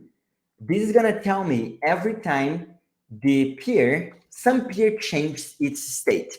What's a state? Well, when they connected, when the device is trying to find them, when they were found, if they're stable or not. So we're going to see that there are a couple of states, and they're very important because I can only start the game if the player is already stable. If they're still finding where they are, if they're still like mapping the environment, I cannot start the game yet in this case here. So I want to make sure all of the players have the correct state. In this case, it's going to be stable. I'm going to show what the states are. But basically, this is going to be notifying me every time that any peer changes its state. And the last but not least callback that we're going to be subscribing to is the peer. And this is again in the networking. Don't ask me why they organized this way, but there might be a reason. This is the peer data received. So this is the most powerful and the most important function, in my opinion, when you're dealing multiplayer, because you can notify any player about anything. So if they scored, if they lost, if you hit them, if you want to make a chat, you can you can just send a text using the broadcast, and then the peer data received is going to be called. So this function is going to be called every time a peer sends me a message, and this message can be anything. It can be data about the game state. It can be anything. And we're going to see how to do that in a while here. So those are the important events. On connected, so this is when I am connected. On peer added, when someone else connected. On peer pose received, if my peer moved, any of the peers moved, and where they are. On peer state received, if they are in a different state in the tracking system. So it could be failed. Like, what if they fail to connect? Then I cannot start the game. So that's why the peer state received is very important. And peer data received when any other data that is not the peer pose is received.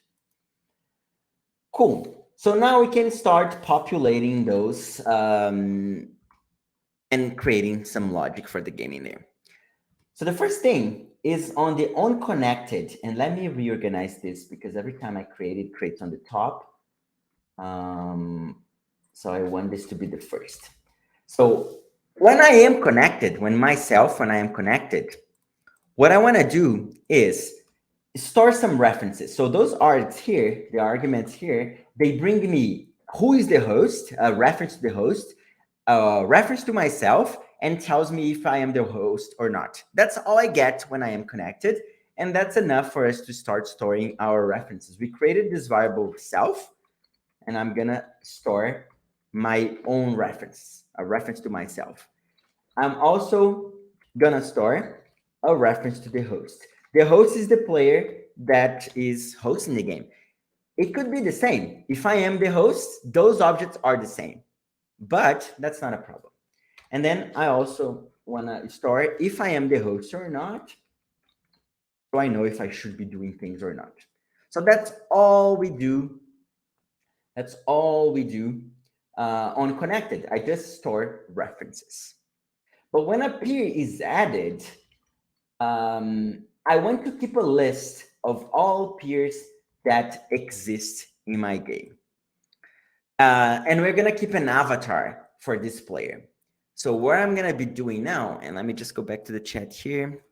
What I'm gonna be doing now is I wanna create a prefab or something that is an avatar to represent other players. So I'm gonna create here a private, realize field, a private game object player representation.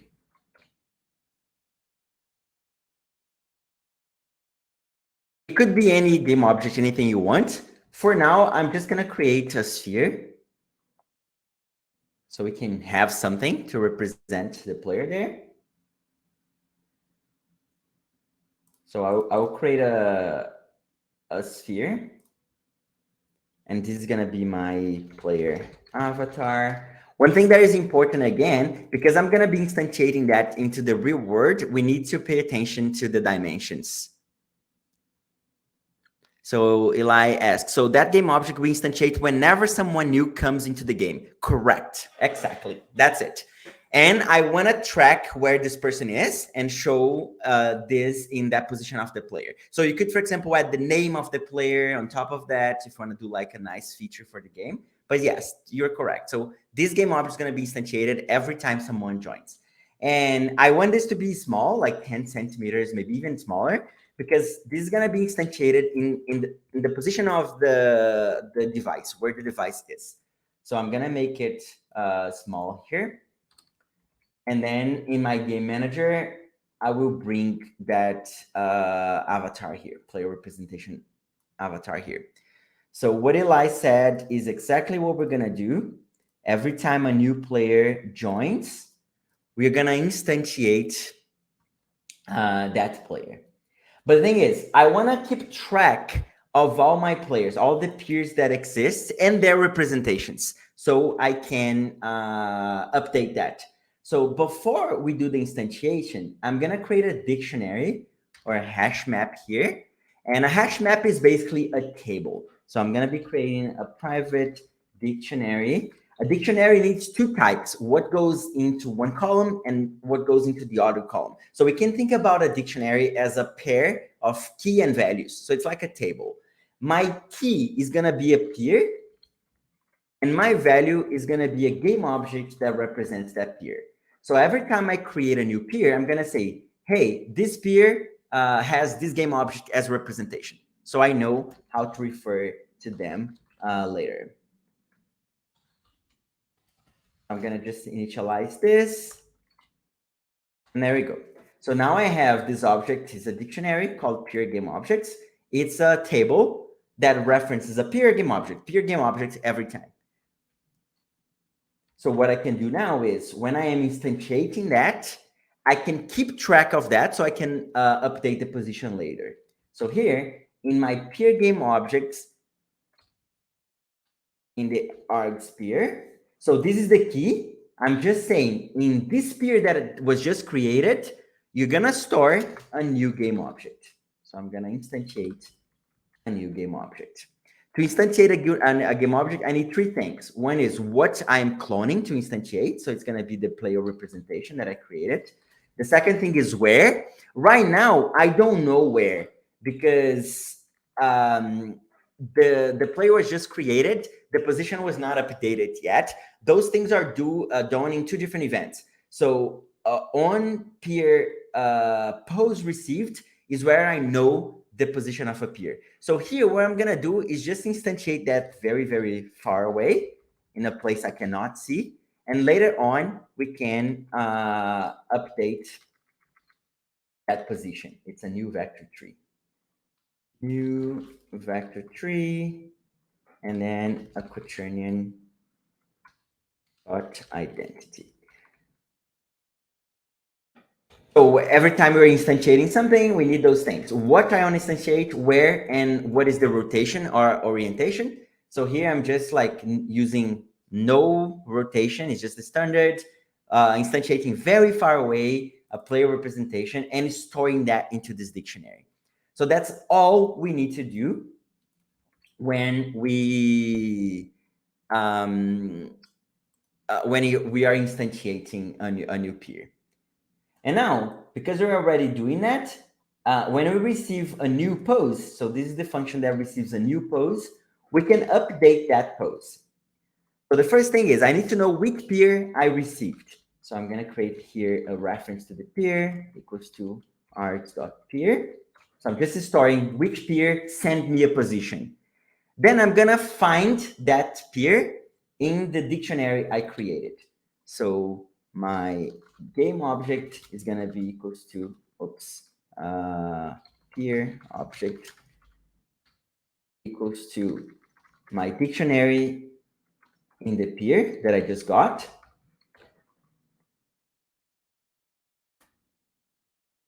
And then I can create a pose that comes into the args. So in these args here, I'm going to get a pose. And now I have everything I need. So I can change the position of my peer. So my peer object dot position dot transform dot position is equals to the pose dot to position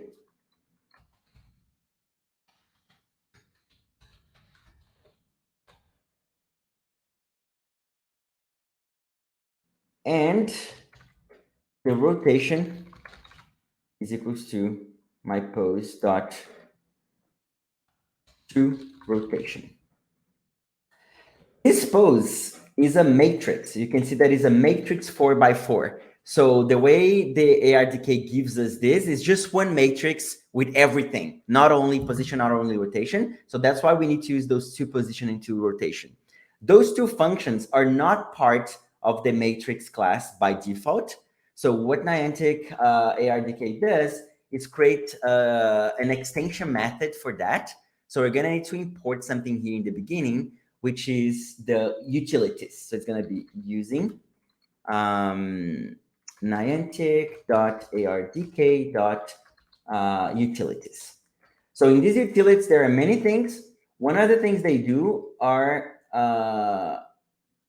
extending the matrix for. Isn't it the utilities?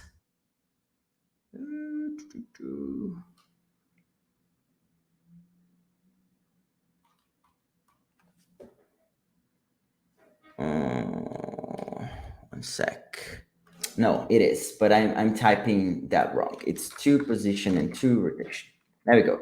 So if I don't have the utilities here, let me comment that out.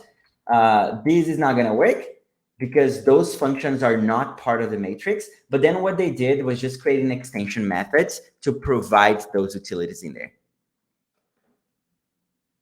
So, okay, Indica, change the pose, okay. So just providing more explanation there. But that's it. So now we have lots of things going on. They're cool already. Every time a new peer is added, we create a game object that represents that peer, and we save that into a dictionary. Every time this peer moves, we store or we find that peer again, we see where it is, and we update that position. Does it make sense? What was the question? Because peer updating is asynchronous. Yes, it is. It's asynchronous and it's not super reliable, so it gets in any order. That's why we need to have an event. Whenever it happens, we find the peer and update that. It's unordered, it's asynchronous, it's just event-based. If that makes sense.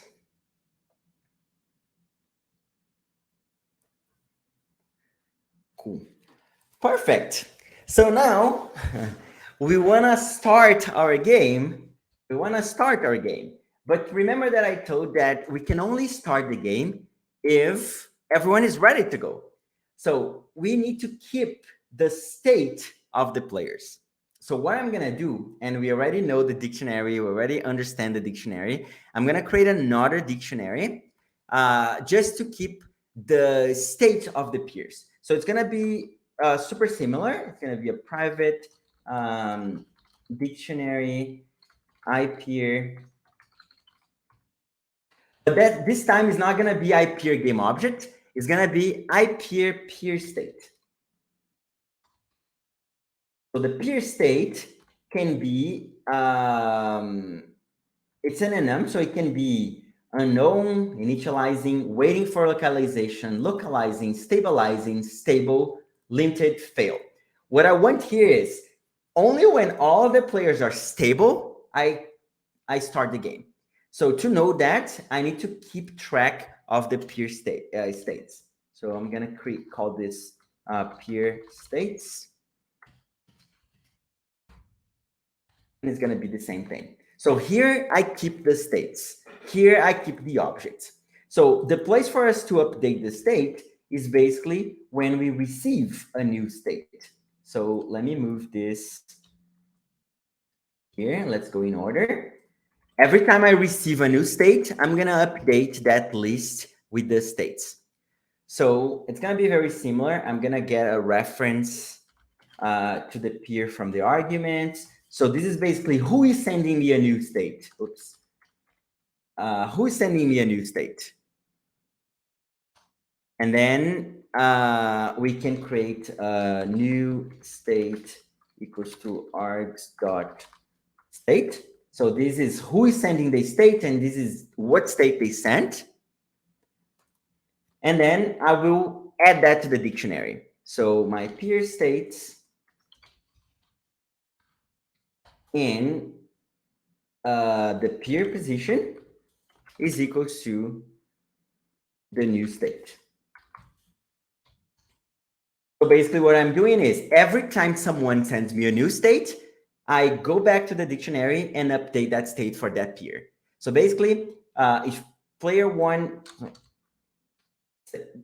we're playing with two players. So the way it looks like is like this.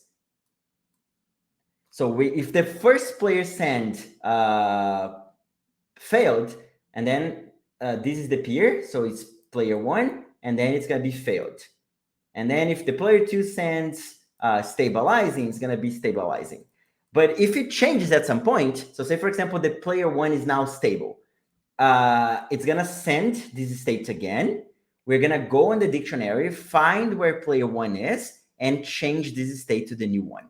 So now I have a dictionary with the most recent states for every single player in the game.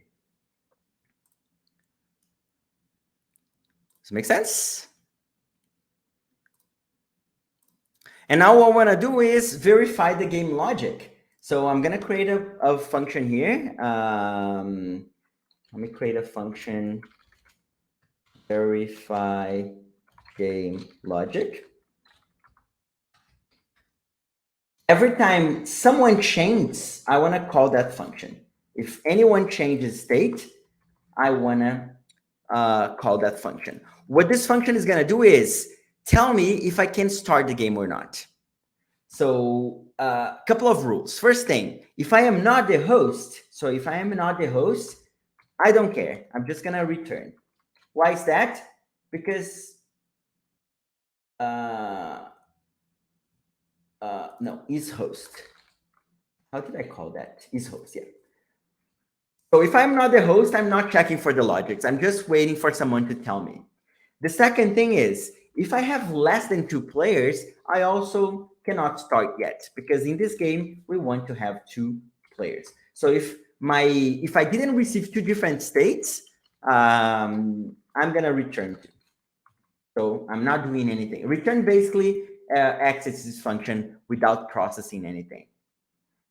And now the next thing I want to do is basically check if, now that I know I am the host, I know that there are 2 players, what are the status of those players? Are they in the stable status? So we can loop through all of the players and determine if they are in the stable status. So I'm going to be using the values in my dictionary. So looking into all of the values there, and I need to make sure all of them are equals to stable. So there is an easy way to do that with LINQ, which is using item if item equals to player state dot stable. So this all basically what it does is it's gonna verify a condition for me. So the condition is every item, so for every item in these values here, are they equals to stable? So if a single one is not true, this is not gonna be true. If all of them are true, this is gonna be true. To use this all, we need to import LINQ. So LINQ is just like a query, something to help us write less code to do the same thing. Instead of like doing a for and checking one by one, we can just use this all statement there. So what's happening here is if all of them are ready to go, I can enable the start button. So we have the start button reference. I'm gonna make that set active true. So now we can play on the start button and start the game. Does that make sense?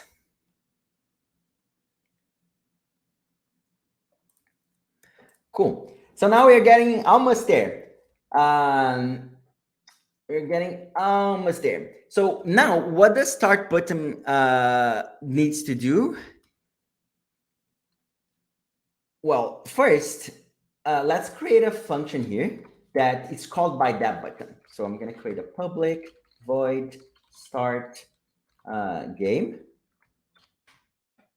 This function, what it's going to do is first disable the canvas. So disable this the canvas we created, the start game canvas. We don't need those inputs anymore because the game already started. So this is going to be false now.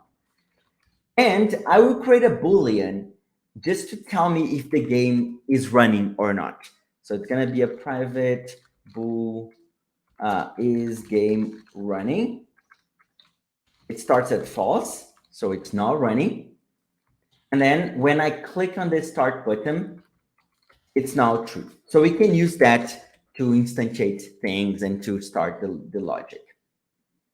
We need to hook this into the button. So I'm going to go back. I'm gonna go back into my start game button, and I will link that behavior here. So I'm gonna bring my game manager and link the start game behavior. There we go. So now that will be the time when I will build everything to the device and test in multiple devices. So we see if the things are working or not. That would be the best way to do it. But I'm not going to build now because it takes time. But I will show you one thing that is very cool that comes with the Lightship ARDK that helps us to test better. So one thing we can do, I'm going to go here on assets and right click, go on to create. And then there is this ARDK mock play configuration. So this allows me to create fake players. So I want to create one fake player, for example. I can give it a name just to test. But basically, I can check if this player is using AR, if he's using network, if the networking is activated for this player. And then one thing I can do is I can hit play. The editor is going to be one player. So the editor is one of the players. If I go into Lightship ARDK Virtual Studio, Here I can bring the player configuration I created, and then my fake player is here. So now I can, let me use here, for example, this is gonna be my key. I click join. And here I can change my states. So I can make that stable. And I can make the other player stable as well. So I can see the code moving. So right now, just by doing that, I realize there is an error somewhere. Let's see what that is.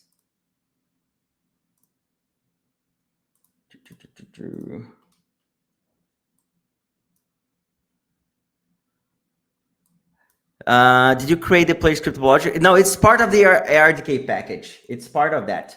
So you just need to right click, go under create, net ARDK, and then it's here, mock play configuration. I didn't create it. It's part of that. So you just need to create it and give it your what you want to add there.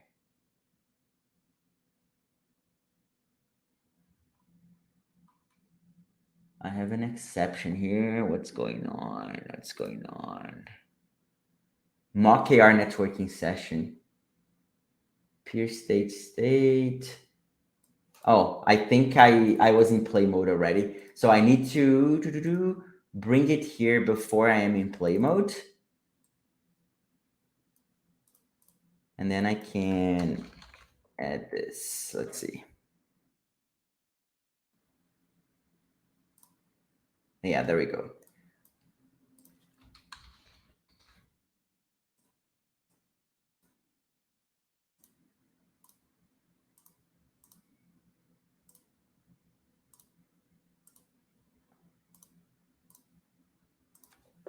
It's still complaining about object. Object reference not set to an instance of an object. That's internal. What's going on? Did I miss something? No, this is okay. This is okay.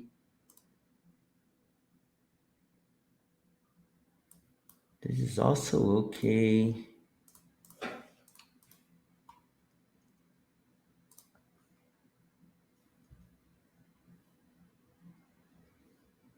Oh yeah, I forgot to tick this, so I found it.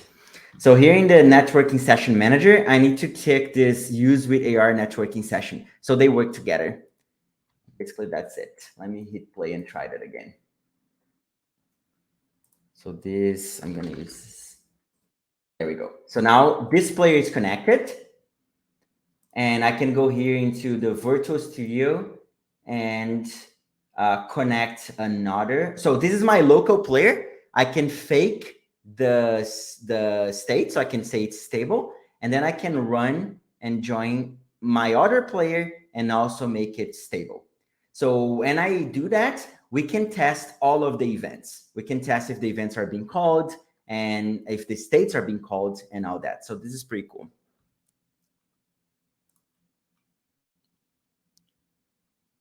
Cool. Okay, so Indica just posted that what the status look like waiting to localize, what they mean. But yeah, that's good. And then when everyone is stable, it means that it can go. Cool. So now what we need to do is instantiate the board. So basically we need to instantiate the board because the game is already running. So what I'm going to do is I will create 2 more references here. One reference is going to be to the board prefab. So it's going to be a private game object board prefab. And the next one is going to be my own board. So it's going to be a private game object, just board.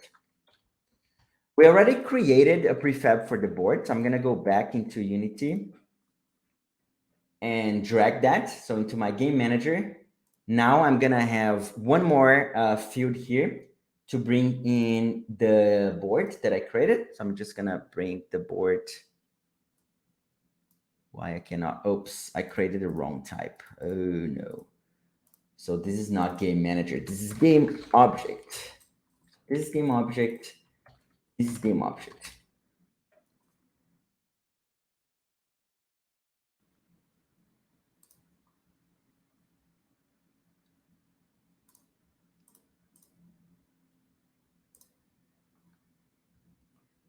And now we can drag it. So I'm gonna drag the board here. There we go. So now what we need to do in the update function is check if the game is ready to go and if everything is ready to go. So I will create a update function here. The update function runs every frame, and we're gonna do the logic to check where if we should instantiate the board or not.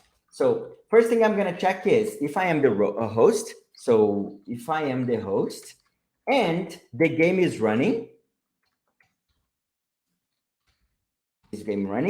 and the board does not exist. So the board is equals to null. We only want to instantiate the board once. That's the only thing we want to do. So what's complaining? Cannot be. Oh, it's is host. There we go. So here we need to handle the touch. So I'm gonna check where the player is touching, trace array from that into the plane, and then instantiate the board in the position of the plane. I'm not gonna type line by line here. I'm gonna copy that from another project and just go over what's going on, because otherwise we're gonna run out of time. But I'll make sure to explain what's going on. So first thing we need to do is check how many touches are on the screen, or if someone is touching the screen. We need to check first if there is a touch on the screen. There are many ways of doing that. One way I've been seeing that in ARDK is using a class they created called platform agnostic touch. So what I like about this is it can handle Android, iOS, and PC. If you click, it doesn't matter where the touches are coming from, they're gonna give you this number. So if it's touch, if it's mouse, it doesn't really matter. So it just makes it a little bit easier for us. And then I'm gonna get this touch. So my touch is gonna be equals touch is gonna be equals to touch dot, no, just platform agnostic input dot get touching 0. So this basically I'm getting the first touch on the screen. If there are 10, it's just ignoring the other ones and getting the first one. So now I need to get the camera frame, the image that is being rendered, because the mobile is moving all the time. I need to get the position where the touch was done in that specific frame. So first I need to get the current frame. And I get that from our AR networking session, .ar session .current frame. So this is basically the current frame in the AR session. And then it might not exist because it's not super reliable. One frame can be skipped if the device is running slow or something like that. So if I don't have the frame reference, I'm gonna need to wait until the next frame, which usually is not a problem, but I'm gonna skip the frame here. And then what I wanna do is basically a hit test. See if in the position where I touched, there is some plane. There is some plane existing there. So the way we're gonna do that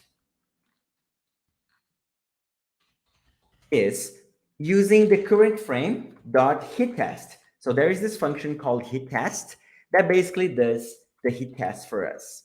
We need to pass the dimensions of the camera so it can calculate that correctly. I'm gonna use the camera.main.pixel widget and the camera.main.pixel height.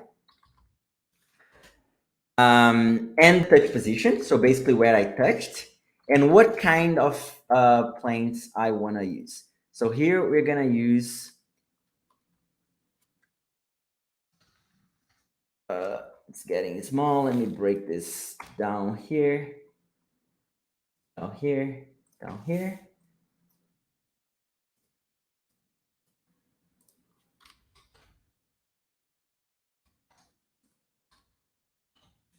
So there are many different ways of getting the plane. The most reliable one, and because we're using the plane tracker, is the plane using extent. So it's gonna basically find a plane in the extent of what the camera is looking. So basically, what's gonna tell me is every single plane that is being hit by my touch. So I touch in a specific position, it casts a ray, see where it touches. First thing that can happen is it doesn't touch anything. So if my results dot count is equals to 0 or less than or equals to 0, it means that I'm not touching anything. So here we're gonna skip and wait for the next frame. So basically, no plane available. Otherwise, if you found a plane, we're gonna get the position of that plane. So we're gonna just get the first one, the closest one, because we can hit multiple planes. I'm gonna get results in 0, which is just like the first plane I hit. And then I'm gonna get the position of this hit.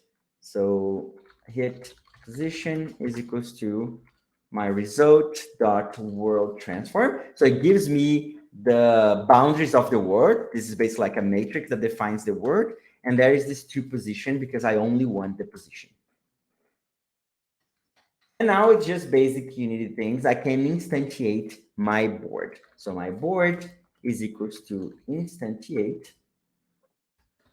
my board prefab that we created there in the hit position that we just calculated with the identity, regular identity. I'm not gonna rotate it.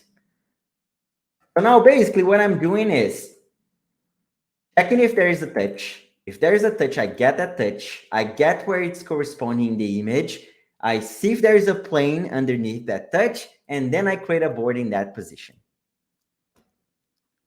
But then there is a problem here, which is this only instantiates into the host, right? Because this position is being tracked for the host by the host. So now we need to inform all of the other players that this thing happened.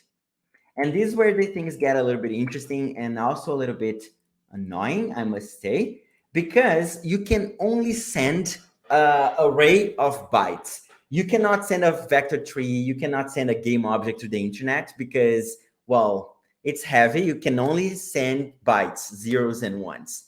So I want to notify the other players where to place this board, but I need to serialize this position somehow. So this is a very important concept when you're sending message to the network.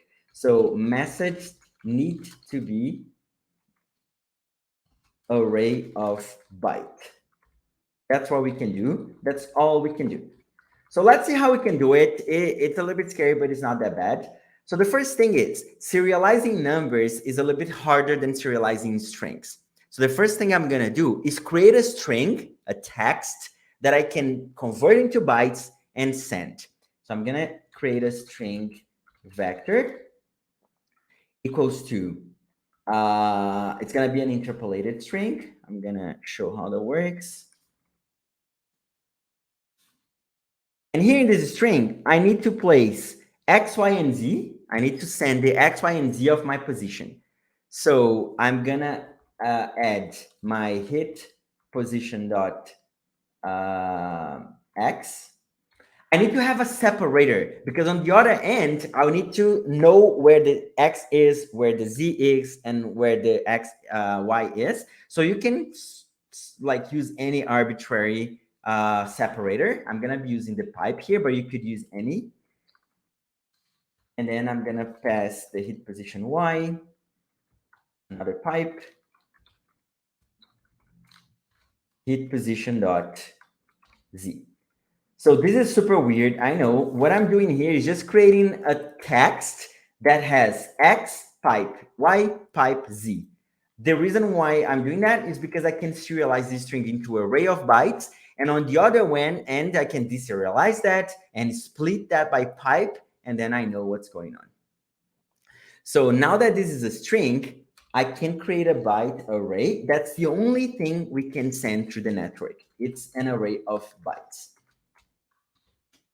And there is a function in C# into the encoding class, encoding dot ASCII dot get bytes. So what this function does, and encoding, and I will need to import the class system text. Oh, I was writing that wrong the whole time. So basically what this does is converts a string into an array of bytes. So that's the only message we can send. It's an array of bytes.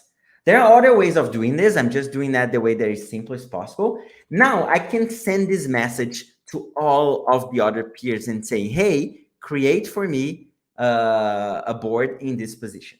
So the way we do that, and this is a very important thing, is AR networking dot networking dot broadcast data. So broadcast data is going to send data to the other peers, and it's going to call the on peer data received callback. So that's how you send message from one side to the other. This function requires three things at least. The first one is a tag. This tag is random. It's just like a number that is going to identify what kind of message I'm sending. So here, for example, I'm going to say that 0 means instantiate the board for me. So it's an arbitrary tag just for us on the other end to identify what's being sent. So that's it. This is the first thing. Second thing is what message I want to send. This is going to be my array of bytes. And the third one is what kind of transport type I want. This is basically how reliable I want this message to be. If you make that reliable ordered, it means that it's going to make sure it delivers the message to the best extent, and all of the messages go in order. So this is not the best. Like, you can use that in specific situations, but most of the times you don't want that because it's going to delay other messages and things that are not important. Like, I can receive that at any time. It doesn't matter. For example, the position of the other player. It doesn't matter when I receive that.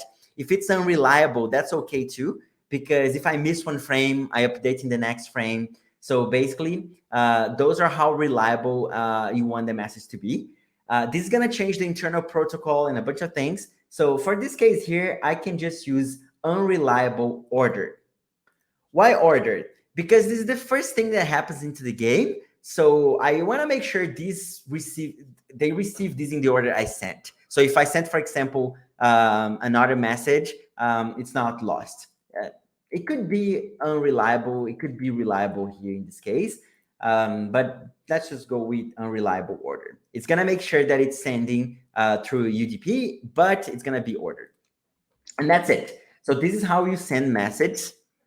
And you can send anything. You just need to make sure you convert that into an array of bytes.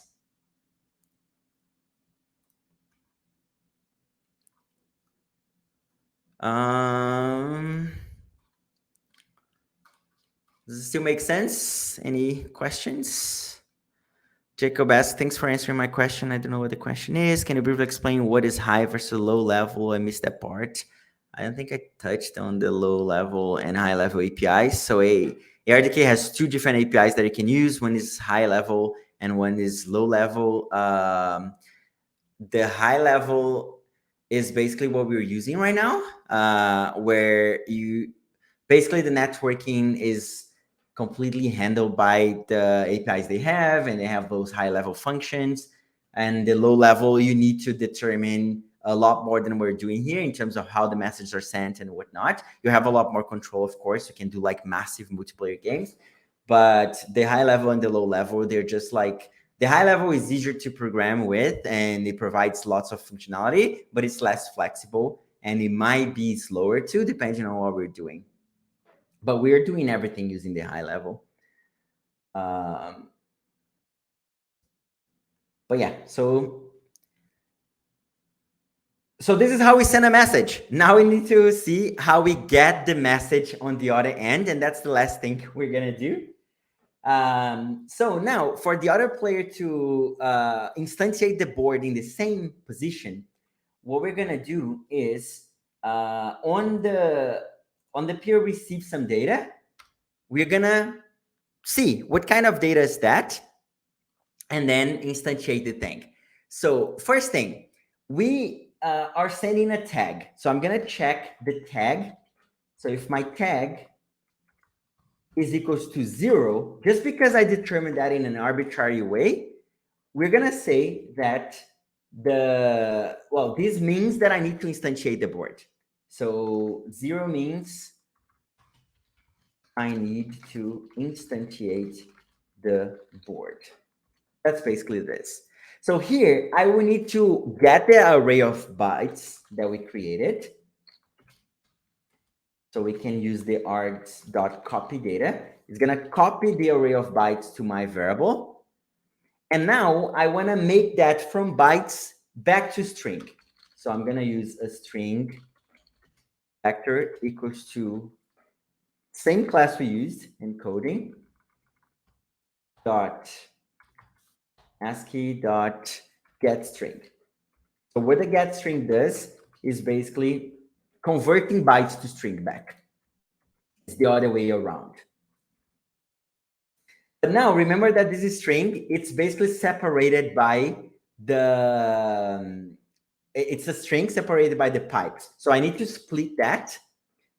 I'm gonna create an array of string that I'll call parts. They are parts of the array, equals to my vector dot split.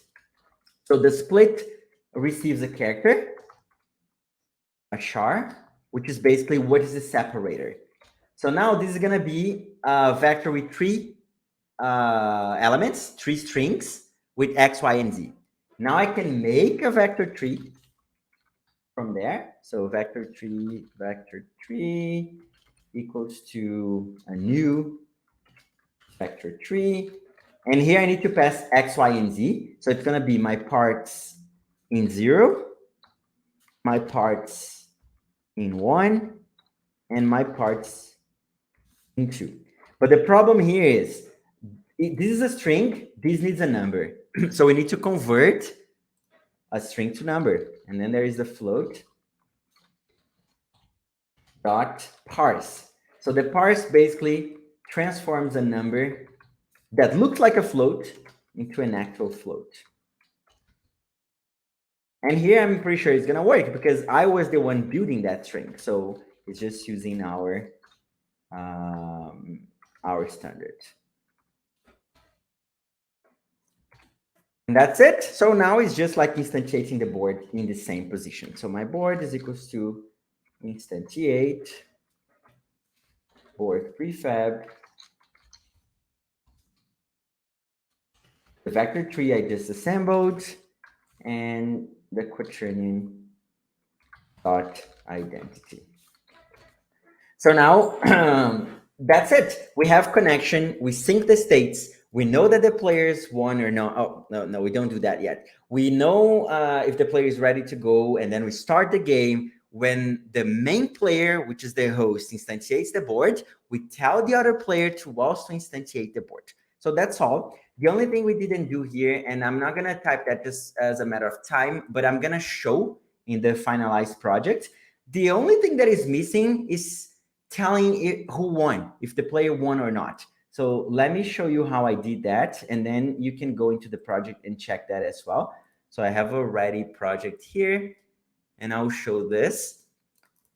So this is exactly the same project. In the board, I created another behavior.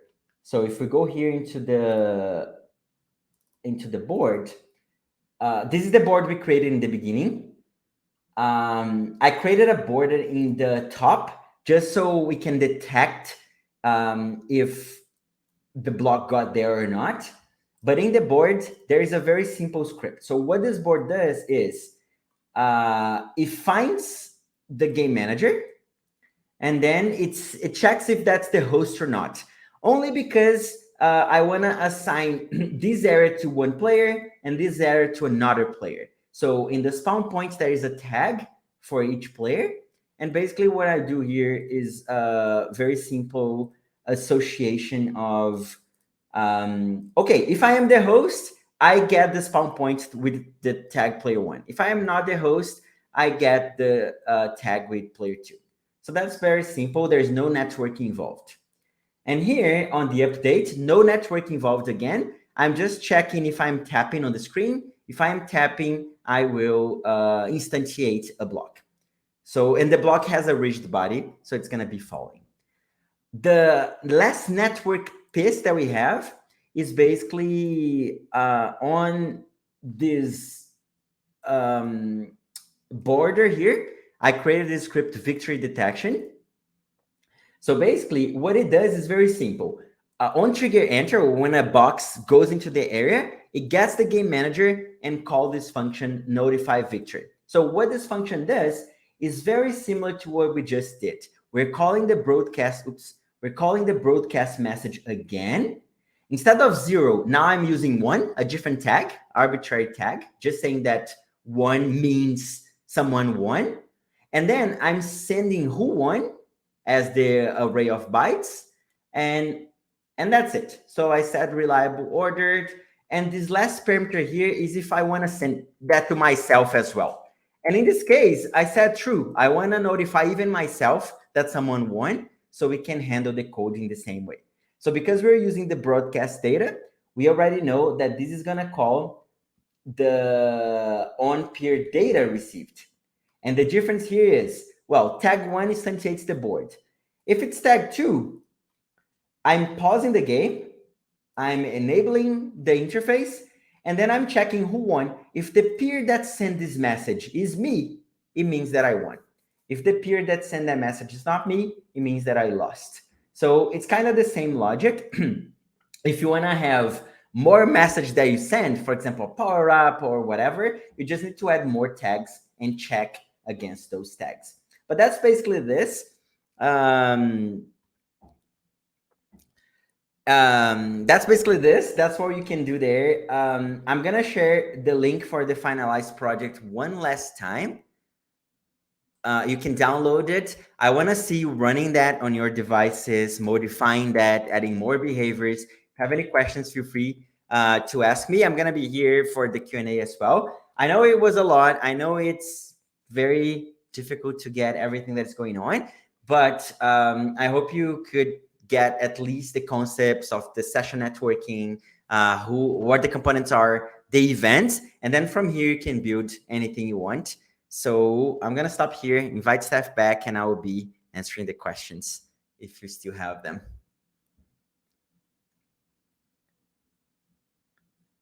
There we go. Hello. Thank you, Jerry. Can you hear me, see me? Is everything all right? Yes. Perfect. Lovely. Well, thanks everyone for hanging in there, checking all this out. I hope you all learned a lot here today.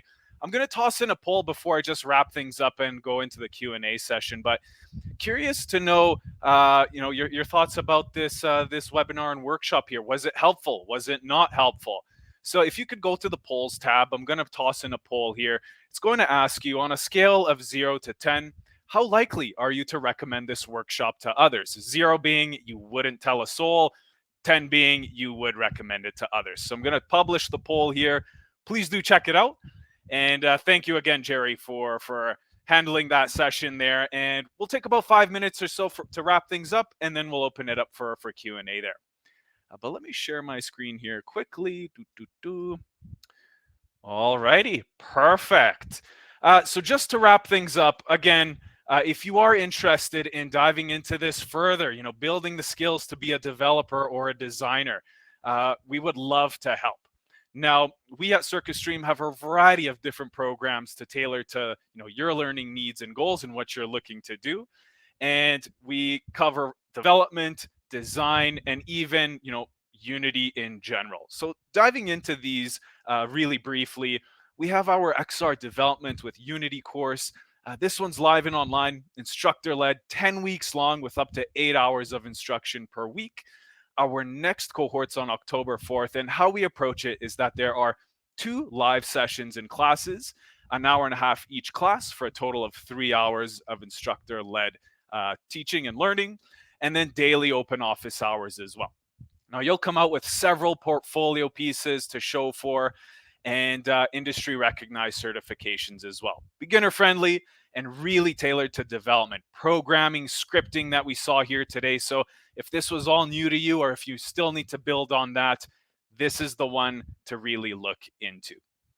Now, we also have a design focused on user experience, storyboarding, prototyping, user testing, our interaction design, and prototyping for XR course. Now, similarly, 10 weeks long with up to 8 hours of instruction per week. 3 of those hours are in class, and there's daily open office hours for additional support as well. This also has projects you can come out with and show for, certifications available.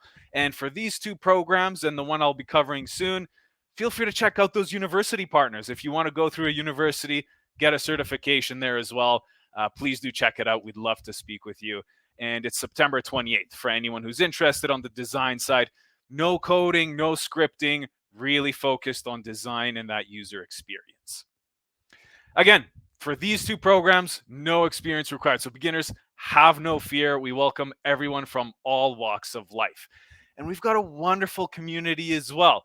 Again, daily open office hours, networking with hundreds of other alumni that have been with us, those who are currently learning with us, and various events from coffee hours, demo days, show and tells, and speaking sessions with industry experts as well.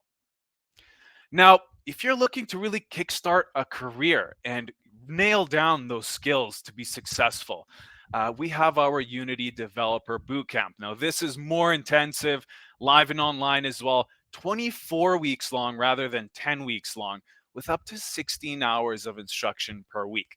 Now, there are 2.5 hour classes alongside your classmates, dedicated career services, challenges, private one-on-ones, open office hours as well. And every Saturday, weekly labs with various leaders from different companies who really just share their insights with you, their experiences, and help prepare you for the future of work. So if you're interested in those, feel free to reach out to ourselves or to the universities. We'd be more than happy to talk about it and to chat. Now, if you want to learn more about the bootcamp specifically, we have an open house and information session on September 8th at 12 p.m. Pacific. Now, this is really for anyone who's looking to learn more about it, ask questions to the team, to the instructors, and we'll be joined by some companies to really hear their side, why this is a great program and the value of the skills learned. Now, as a thank you to the community, anyone who joins live to that open house there will be, how would I say, enrolled or eligible for one potential full scholarship. So it's a full tuition and 2 half scholarships, 2 half tuitions essentially, for anyone who comes to attend live and passes the aptitude test. Now, this one, you do need some foundation in Unity, hence why there's a test beforehand. But again, one person who attends live will get a full scholarship, and 2 others who do attend live will get half scholarships there. So if you're interested, register for the bootcamp open house launch there, and we'd love to see you. We'd love to have you and answer any questions you have. Now, for any of these courses and programs, we do have some flexibility, 3, 6, 12-month payment plans for international students outside of the US. And for those in the US, Climb offers loans and payment plans as well. So check those out. You can find them on our website or speak to the team for more information.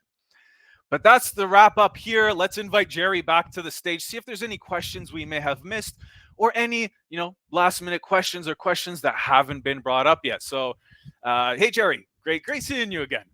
Hello. I think Indica did a really good job answering complicated Most questions of them. here. Yeah. Yeah.